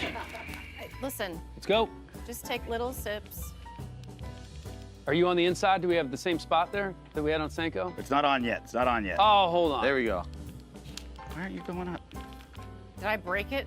I think you did. Oh, no. This is not fair. Wait, what are you doing? We haven't done it yet. I tried. What are you doing? Oh, my God. I tried. I'll spin You it. didn't do it. I tried again. It's broken. It's not Thank God. broken. Hard to feel He it is and such a quit. poor sport. Favorite Christmas tradition? You have to say your favorite Christmas tradition with the cramp machine on your face. It doesn't work. It does. I got it It to work. doesn't work. No, it doesn't. I got it to work. Let me see. Put it on yourself and let me see if it works. No. Put your arm. Let me see if it works. I- Let me see if it Arm works out. on your arm. I guarantee not it works. working. It's working. I swear, I'll give you 5 seconds to come do on. it. If it doesn't work, Come on, DC. Grab your beer. If it's not working, dude. Go, drink. It's It's only 16. drink, It's only dude. It's only 16. 16. Pick it up. It's only 16. Now it's 20. Now it's 22. Crank it up. 3 and 3. Drink it. No, No, wrong no. hand. Pick it up. Drink your beer, dude. Oh my God, dude! How did you drink that? Lauren, give me the worst cramp. Mind over mouth. Oh. I'm doing a workers' comp claim. I'm doing a workers' comp. How do you You're fill out that legitimately form? sweating. Bro, like right, it literally went all the way down to just- my wrist. Yeah. Really? How much did you put it down? How much you put it on? It was like at 19. Like, yeah, it was like I went to 30. she was on 30 the whole Dude, time. it literally, You like- maxed out at 21. I can still I'm feel. sore. I can still feel it. In My arm still feels weird. Oh my I'm God, still bro. sweating watching you do it. Hey, RJ, do it for fun. Okay. All right, let's. All do right, it, well, RJ. while RJ does it for fun, Yeah. let's send it over to Fitzy to see how the on the line crew is going to attack UFC 310. Let me help you out. We're not. Okay. Thanks, Dan. I'm with the On the Line crew, Yanni the Greek and Nick Kalikis. This is Best Bets presented by DraftKings Sportsbook. On the entire UFC 310 card, want the best bet? Yanni, we'll start with yours. Well, earlier in the week on UFC On the Line, I bet Michael Chiesa at even money. He's now a slight favorite, but still not high enough. I think he wins this fight 6 out of 10 times easily. He's coming in off a nice win. He's got a much tougher strength of schedule. In fact, his UFC opponents overall, his UFC wins, and his UFC losses, all against much tougher opposition than Griffin's faced, who's now 39 years old. We know the path of victory for Chiesa. Get this fight on the mat or take his back. Just avoid the big shot in the stand-up. I think he can do that. Michael Chiesa gets the W on Saturday night. And for me, I'm going to have to go with Chris Weidman. I love the price and I love the matchup for Weidman here. A couple weeks back, I gave out Weidman at plus 140 on UFC On the Line. A lot of sharp action agreed, and it floated down to a pick'em. There's still value remaining at around minus 115 at a pick'em type of price at DraftKings as we speak. Hop on Chris Weidman. It's a great matchup for him. He can control the stand-up. He's not going to get out-wrestled here. He's going to outpoint Anders. That's why there's value in Weidman. All right, UFC 309. I'll give a bonus pick. Weidman Anders over 2.5. That was my pick last month, and then it got canceled. So that still stands. That's at -240. Then Movsar Yevloyev against Aljamain Sterling over 2.5. You're paying for it. It's -375. It's quite chalky, but value is value, right, Yanni? I mean, that's the bottom line. Cash them, don't trash them. I don't do it like you guys where it's like good bet, bad bet. I feel like that's going to happen. I feel like we're going to see judges' scorecards in that featherweight matchup, and you're paying -375 for it. That's best bets. Dan and crew, back to you. The crown is yours. Hey, back to me. I'm Dan today. Yeah, you are. You are Dan Helly. Yeah, so isn't that awesome, the magic of TV? I was there. I got a haircut. I look better today. I have a better sweater on today. And I get to sit in Dan Helly's chair. We're going to do Christmas rapid fire. Helly and Laura went to set up Mikey Musumeci. Made some headlines last night, won the Fight Pass Invitational main event. He's going to join them for a little grappling demo with Laura, not with Helly, right? Well, You know, yeah, Laura's Helly's got strong. DC, how's your right arm, bro? Bro, my arm is it's so crazy. Wow. That is dangerous. It's Really? dangerous. No, seriously, you're not supposed to put that on your arm like that. It's bad. What is it used for? It's a stim machine. Messing with your friends. It's essentially a stim machine, but it stimulates menstrual cramps. But on your arm like that, we would never put it to 30. Right. It's very odd. It hurts bad. We're going to go Christmas rapid fire questions. DC, I'll start with you. Is Die Hard a Christmas movie? I think any movie that surrounding Christmas. Yes, if it's in Christmas, was there snow? Right. If there's snow, it's a Christmas movie. Was there snow? Frozen Christmas movie, turns out. I'm just kidding. It was. No, it wasn't. Frozen was a Christmas movie. It wasn't, right? I don't. Okay. I don't Well, like on Frozen. Die Hard. Let's go to Die Hard. I don't know how we got to Frozen. Actually, I mean, if he got Friday After Next, I think Die Hard deserves to be it. RJ picking Die Hard was the lock of the century as his favorite Christmas movie. That was so on brand for RJ. All right. Is decorating for Christmas before Thanksgiving too soon? Day after. Yes, it is. It's day after. Right. Day after. Day after, weekend after. Thanksgiving night, you can, after dinner, go get your tree. Yeah, but like who's in shape to do that? Yeah, but you go taking a nap, leftovers pie. I got no juice for. Hey, let me ask you a question. Christmas. You look like a green bean casserole type of guy. You know, that's the thing. Doesn't he look like the only guy eating the green bean casserole? I loved it growing up. The tray. I loved it growing up. I haven't had it in 10 years because I didn't cook it. My aunt cooked it. Don't he look like one that like that? He does. He look like that'd be my fight nickname. Hey, Bilal. Bilal. He done ate all the mashed potatoes, didn't even put no salt in the water when he was boiling it. He don't even salt his water to boil his potatoes. Now look at him. I make a fine mashed potato. Bilal, is decorating for Christmas before Thanksgiving a little too soon? Yeah, I mean, I literally went to a friend's house and he had decorations up already, and I was like, already? I kind of hate that they just overlook Thanksgiving. Yes. Thanksgiving's a great holiday, so yeah. I do it after. And then people leave them up too long, too, after. Yeah. You gotta take them down. I got a company. All right, when is it too early to start playing Christmas music? Okay, that's another thing. So I have a 4-year-old. The other day, I was playing Christmas music before the month turned, and she goes, Dad, it's still fall. It's winter. It's still fall right now. She said it's still fall. It's not time for Christmas yet. Okay. She's 4. So if my December 4-year-old can see December 1. December 1? What do you think? Yeah, I think December 1st. I'm earlier on that. I'm like week of Thanksgiving. Before the dinner. Week of Thanksgiving, I think you can start breaking out the Michael Bublé. Oh, what? All right, let's go. Real tree or fake tree? What? You hear me playing those ballads on piano? What do you expect? Michael Bublé? I like a lot of them. But, you know. Dude, get out of here, man. You tripping, man. You don't do the Christmas album, Michael Bublé? No, You don't man. put that on? Rod Stewart? Temptations. Rod Stewart's got a good one. Temptations Christmas, man. You talking about Michael? All right, Some go people ahead. like Friday After Next. Real Some tree, people yeah, like right. Michael Bublé. Was that on air? Yeah. Some people like Friday After Next. It's a great Christmas movie. Oh, Go man. next.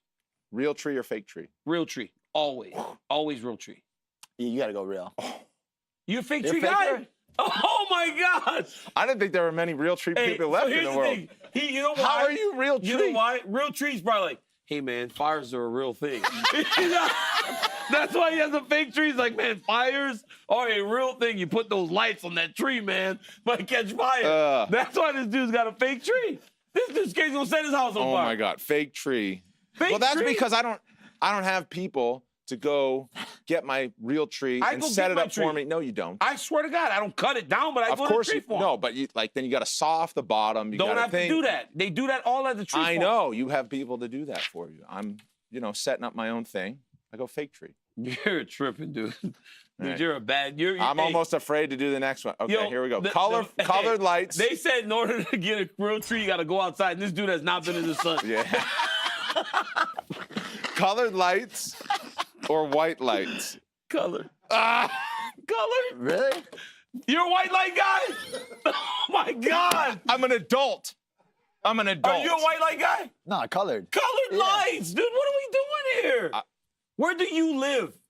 I got past the age of 12. Hey, this dude lives I in grew a town up and I called said yes. Pleasantville. You remember that movie Pleasantville? White lights do. Hey, boy, they look got people better. in 50's neighborhood. Everybody's like, "Hi, Brandon."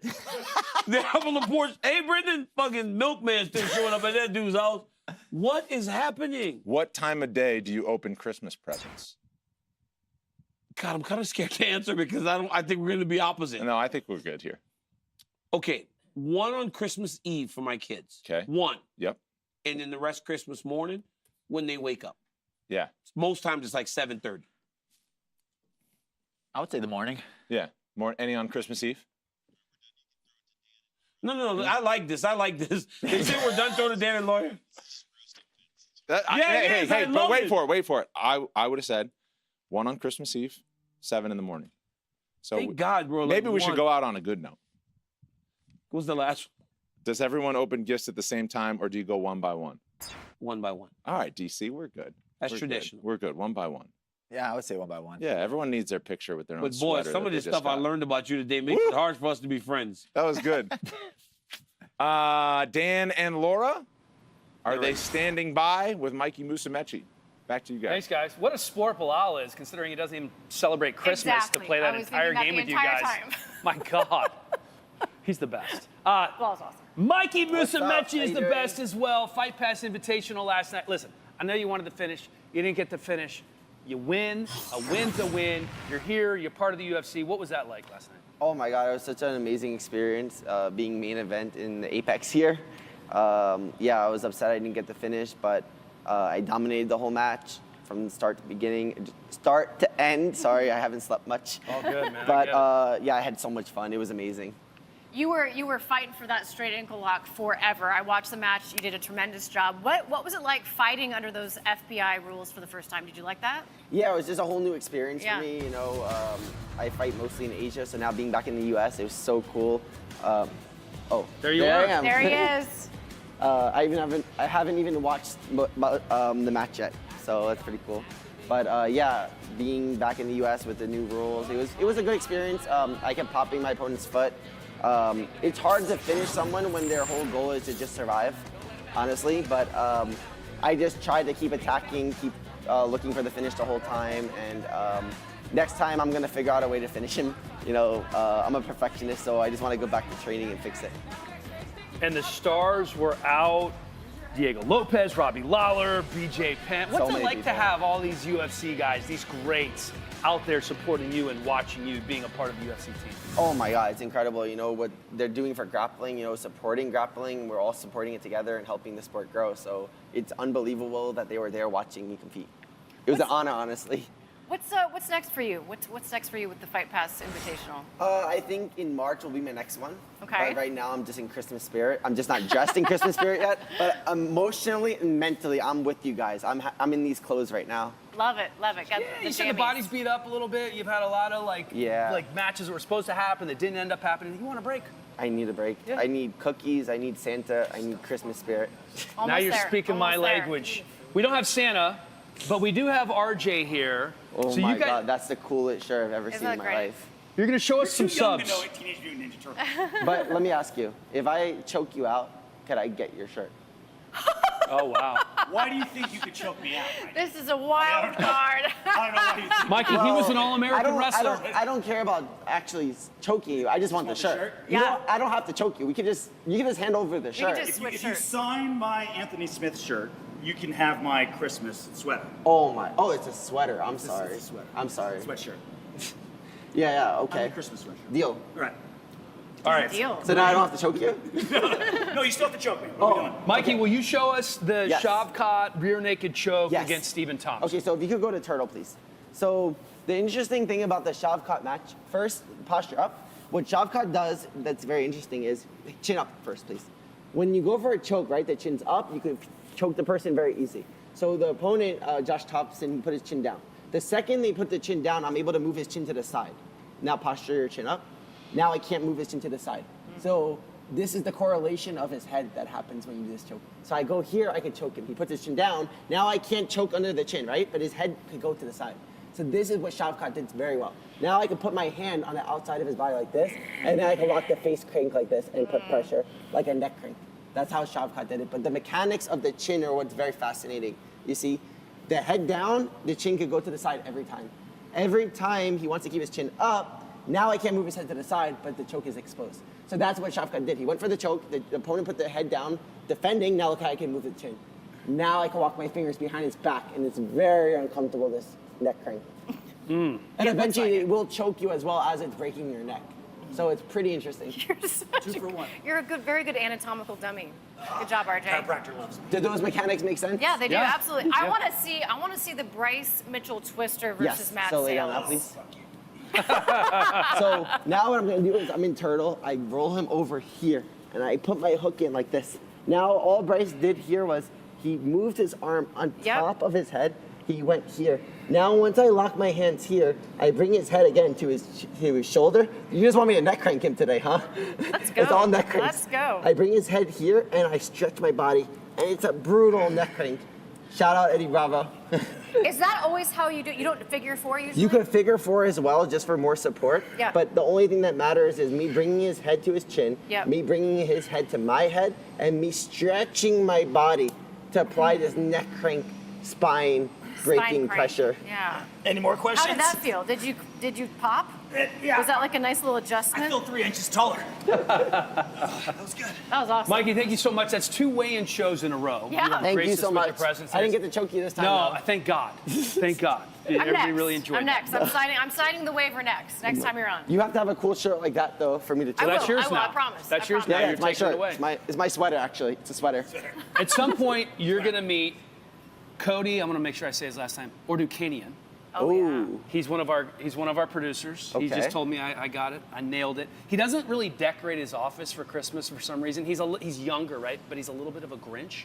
So Dean Thomas decided to decorate Cody's office. Check this out. Wow.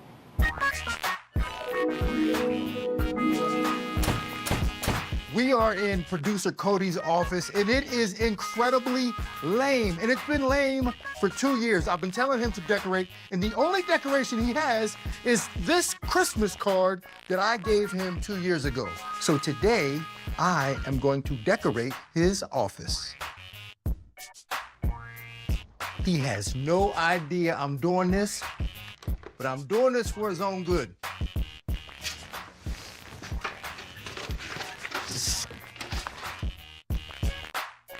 So all these photos were inspired by photos right here at the Apex. And this photo was of Amanda Nunes when she was double champ. And here's the O'Malley poster. As you know, I didn't have the headband, so I had to use toilet paper. All in all, it's still money to me. Not many people know this about me, but I am an avid candle. Not many people know this about me, but I am an avid candle maker. And I made these candles by hand, by scratch. And I think that it'll add some charm to Cody's room. And I'm turning this into the Dean Cave. And if you want one, don't worry. I'll come to your crib and do one for you too.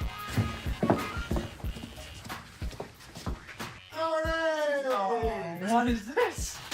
My perfectly planned room. Welcome to the first episode of Pimp My Office. This is incredible. I got so tired of your office looking so bland, I came in here and pimped it out. Your Christmas card too? The Christmas card, yeah. This is all. I got you covered, man. I got you covered. How you like it? Did you just steal my office? I stole your office. I wanted to make sure your office has some life to it, man. I got candles and everything. This is incredible, man. Thank you so much. You look appreciate you look happy. I am. You I look am. happy. Thank you. You enjoy the new office, and we'll see you later. You don't really? At all. I know most. Way to go, good. Cody. Did Cody's you a keep good it up, sport. Cody? Stop. Cody, did you keep the decorations up? Hey, stop, There we go. stop. Welcome back. Go ahead. All right, guys. Hey, great job with Mikey Musumeci, but I expect this from you. Like, I expect it from you. Hey, I expect this from you, you latecomer, no martial arts, you terrible just stealing stuff. But you and RJ, look behind you. Look behind you. What? You see those old man white shoes with the Nike sign? That's Dan Helly's old Nike shoes on mats. On mats. Mikey, That's RJ blasphemy. and Laura. That is literally as bad as you can get in terms of being an athlete, walking on mats that people compete with shoes. Laura Senko, look at me. When the higher Laura Senko, look at me. When the higher belt, you know better. When the higher belt does it, then you. Mikey only did it can do because it. you guys did. No. He's a black belt. Doesn't matter. That's terrible. RJ, are you a brown belt or purple belt? Brown. Hey, look He at me. and I are Dan, brown belts. You've never grappled. But Correct. today you grapple me because you did that. That can give kids infection. Staph infection. Yes. Poor Bilal. To be that insensitive to Bilal and what he went through recently, to walk on the mats with shoes. RJ's got those nasty ass boots on that he's rode a horse. Those boots have been they've rode a horse. Those have rode a horse. And now they're on the mats. Dude, that's terrible, RJ. These are gators. You know better. They're gators, You know better, so they don't dude. ruin anything. Did you know even better. second guess yourself? Yeah, Or they did you just do it? didn't even Everybody else was doing question it it. because Yeah. everybody was doing it. I give in to peer pressure really fast. Yeah. That's y'all. You guys all follow Dan. You know what? You're right. I'm actually starting to feel sick Yeah, about you his should. team right now. You should. You do know they clean the mats here, Does right? not matter. They do disinfect It does and not clean. matter. It's No one's disrespectful. about to go roll Hey, right now. You guys actually made a conscious decision to follow Dan. You followed Dan's lead. Dan took those shoes right there that he got from Dick's Sporting Goods, and he walked out there and said, he did. He got those from Dick's. And you said, guys, could you give me a pair of shoes that it looked like I would wear? And they gave you those, and you walked those things onto the freaking mat, and Laura and RJ followed you. I don't care that you did it because I would expect that from you. But you and RJ, and then to do it to poor Mikey Musumeci is crazy.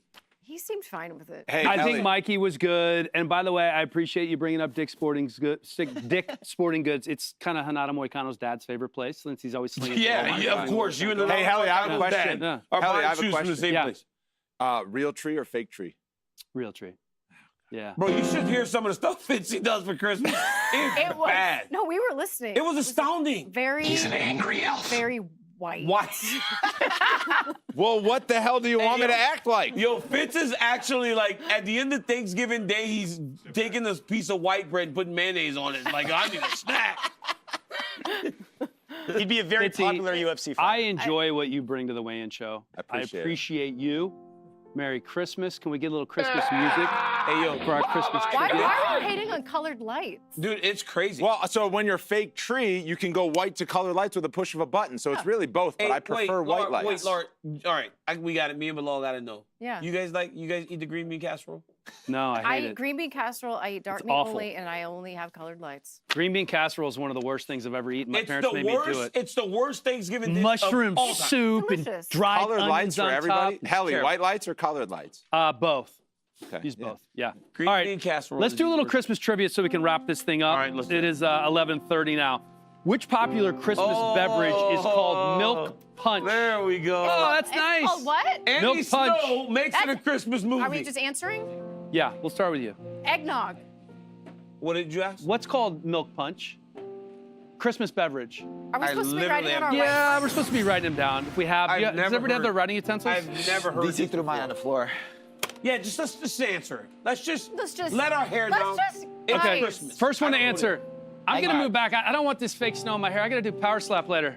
Oh, big time guy. It's Got gonna to look do like power dandruff. slap. Yeah. All right, here we go. Ready? In Home Alone. Yeah, they did. Eggnog. Laura won. Senko got it. All right, number 2. In Home Alone, where are the McAllisters going on vacation when they leave Paris. Paris. I raised. I think Bilal got got it. it. Paris is the answer. Hey, RJ, stop fucking around. It's a lot. All right, number 3. Wait it.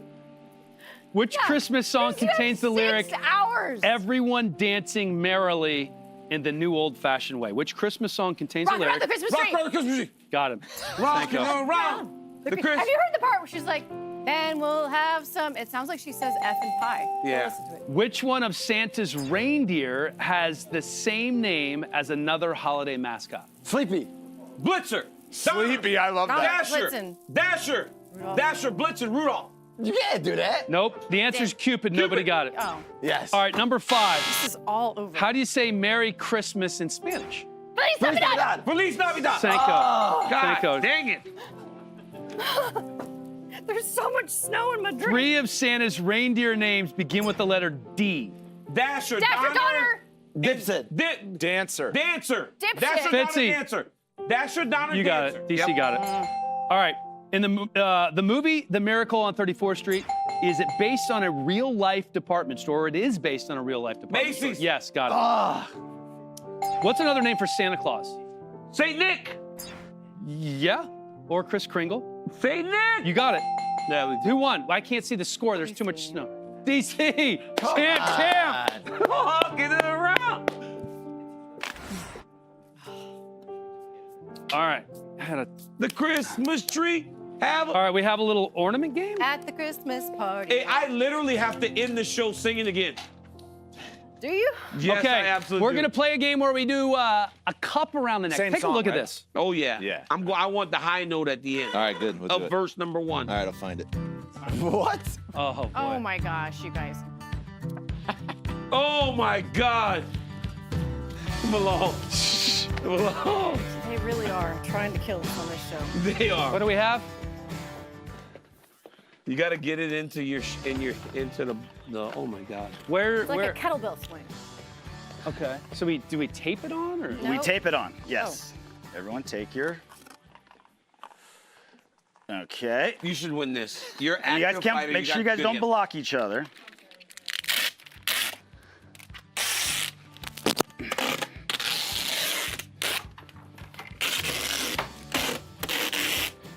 Well, That feel secure? It's a lot of yeah, I think so. It's 2 A rounds. the little off center. Okay. Okay. Very personal. That's enough, RJ. Yeah. I'm in. All right. Well, we're getting all strapped in here and Oh, it strapped ripped. on. Let's take a look at another message from DraftKings. Champ. As a UFC announcer with a front row seat, I've been known to get pretty excited. And with this latest DraftKings offer, you can too. New customers take advantage of this great offer before it's too late. Now you're feeling it. Download the DraftKings Sportsbook app, sign up with the promo code, and get in on this offer before it's too late.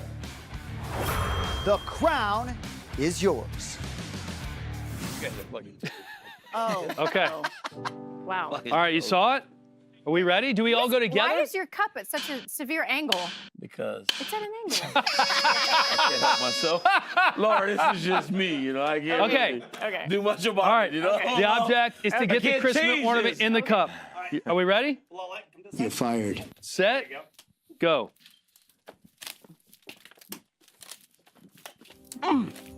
It's like you can't. My Oh, cup Lord, broke. close. It's. Oh! Oh, DC. Oh shit. You gotta like leverage. really crank It's it. a lot. You have to like build up to it You slowly. gotta get some momentum. Oh. Momentum, and then. No. Bilal, I think you gotta how's grunt this with more. your toe? Why is he making noises? It's fine. I'm here to win. What? Gotta get momentum and then grunt really loud. I need a coach. Miles. Get in there and oh, way to go, Dan. Oh, Bilal got it too. First. No! I got it first. Again. Instant Replay replay. him just like I got. Where's the cheated by- camera? Replay. You can hit cheated by Are you Bilal just like I serious? did. Wow, Bilal I got it photo first. finished a couple times. Let's go, Bilal. Oh my God. I was so excited. Bilal's on his way up. Oh, Bilal used the flank. No, I didn't. Good technique. I was never in. Oh, it never I went was in Ellie. first. That's super I was close. in Hell first. yeah, it rimmed. Wow. It rimmed. Oh. It rimmed you. No, it's my sweater. No. It's dropped. Mine yeah, dropped Helly wins first. that. Is it going? Yeah. Helly's Yes! Helly's in. first. Yeah. You guys are racist. Blow.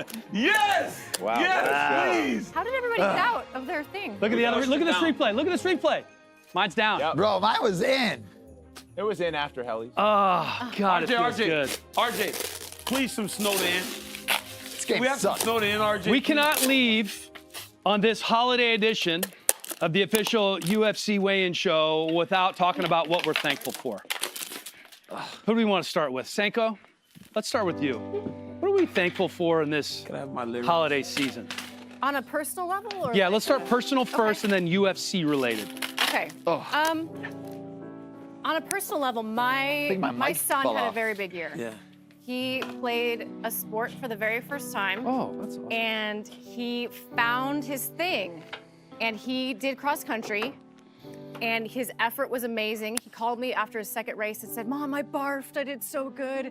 He ended up getting most improved at the end of the year, improved his time by 2 minutes. So I was just super proud of him. He wasn't always someone who like thought he would participate in athletics, and it was really, really cool to have that experience with him.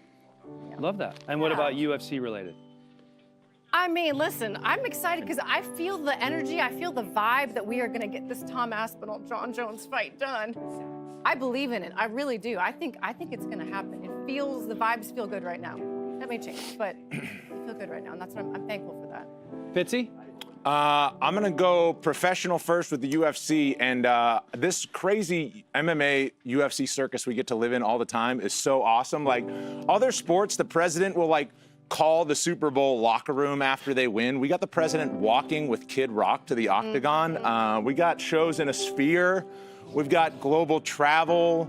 We've always got something to look forward to, right? The NBA right now, like they're in game, whatever, 25, 30 of 82 plus playoffs. We got title fights tomorrow. We got 2 title fights in January.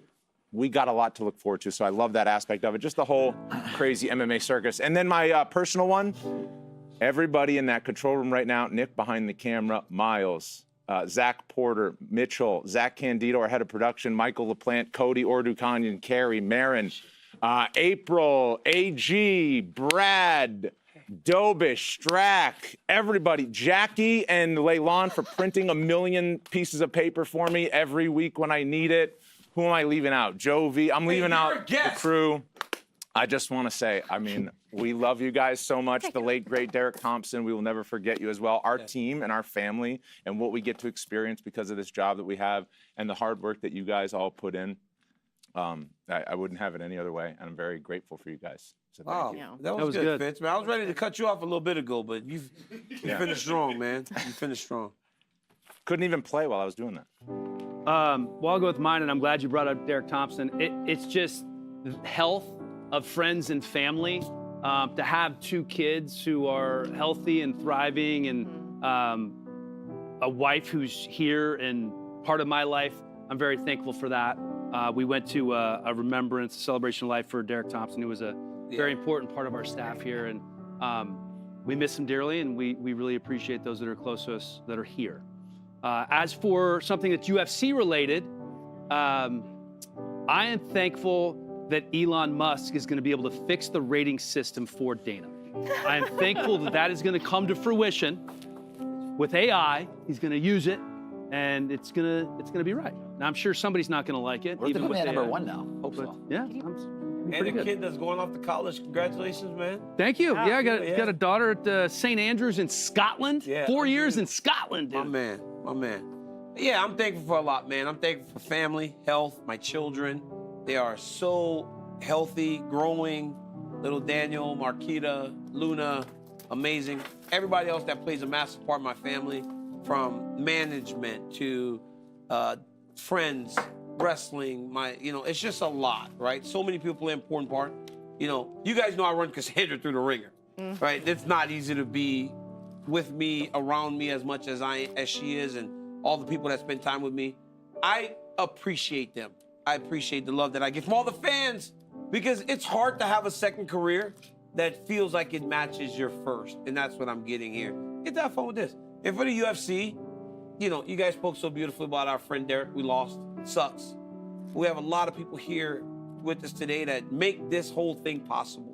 The UFC is a machine that will not stop. It's only going to continue to get bigger, and I'm just blessed to be a part of it. Guys, I'm just a kid from the north side of Lafayette, Louisiana, that was blessed with the ability to train hard and try. That's all I did was try. And now I get to live this great big life, so I'm thankful for each and every one of you. I appreciate and love you. Bilal, go ahead. Oh, I'm going to go sing. Where are you going? I'm definitely going to sing. For me, I'm thankful for health. These last 6 weeks, not being able to train, not being able to work out, makes me just appreciate the ability to go to the gym. Like, we take it for granted every single day that we have, the stuff that we have that other people don't even have a glimpse of. So I'm appreciative of that, thankful for that. And UFC related, to finally get my shot to fight for the UFC belt and to go down to Manchester and watch all those people cry and to hear the tears and hear Leon's coach get cursed out by Leon in the corner. That was my most thankful thing for the year, and I'm so happy for it. And we're gonna stay the champ for a long, long time. So all you guys, get your Kleenex more. Ready? There we go, Bilal Muhammad. The champ has spoken. Let's wander over here and join the worst Deirdre Cassidy, voice. by the way, too. Deirdre does so much for I mean, there was many names that I forgot, but Deirdre, I meant maybe to you shout just you want out. to, maybe you just want Queen Heidi, Princess Deirdre. say everybody in the building, make us all look Chris, bad. Look at it right now. I mean, It's making my us look goodness. bad. So, all right, we're gonna go for it. Let's go. Dude. Oh, you still got it? I can't get it He's off. still trapped. I'm going down to this part right here. Oh, I gotta start from the top, bro. Oh, wow. Are we singing with him? I'm not singing. He needs help. Get in there, Sanko. It is the night of our Wow, you are so out of key. It's unbelievable. I'm trying to hear the piano. Can we do a rollout? Long lay the world and sin and ever fighting till he appears. Oh my God. And the soul felt its worth. A thrill of a thrill of every world rejoices for yonder breaks a new and glorious morn. Fall on your knees. Oh, hear the angel Oh, no. voices. Oh, Lord, divine. Oh, Lord. Where'd he go? It was Go over. ahead. When Christ was born.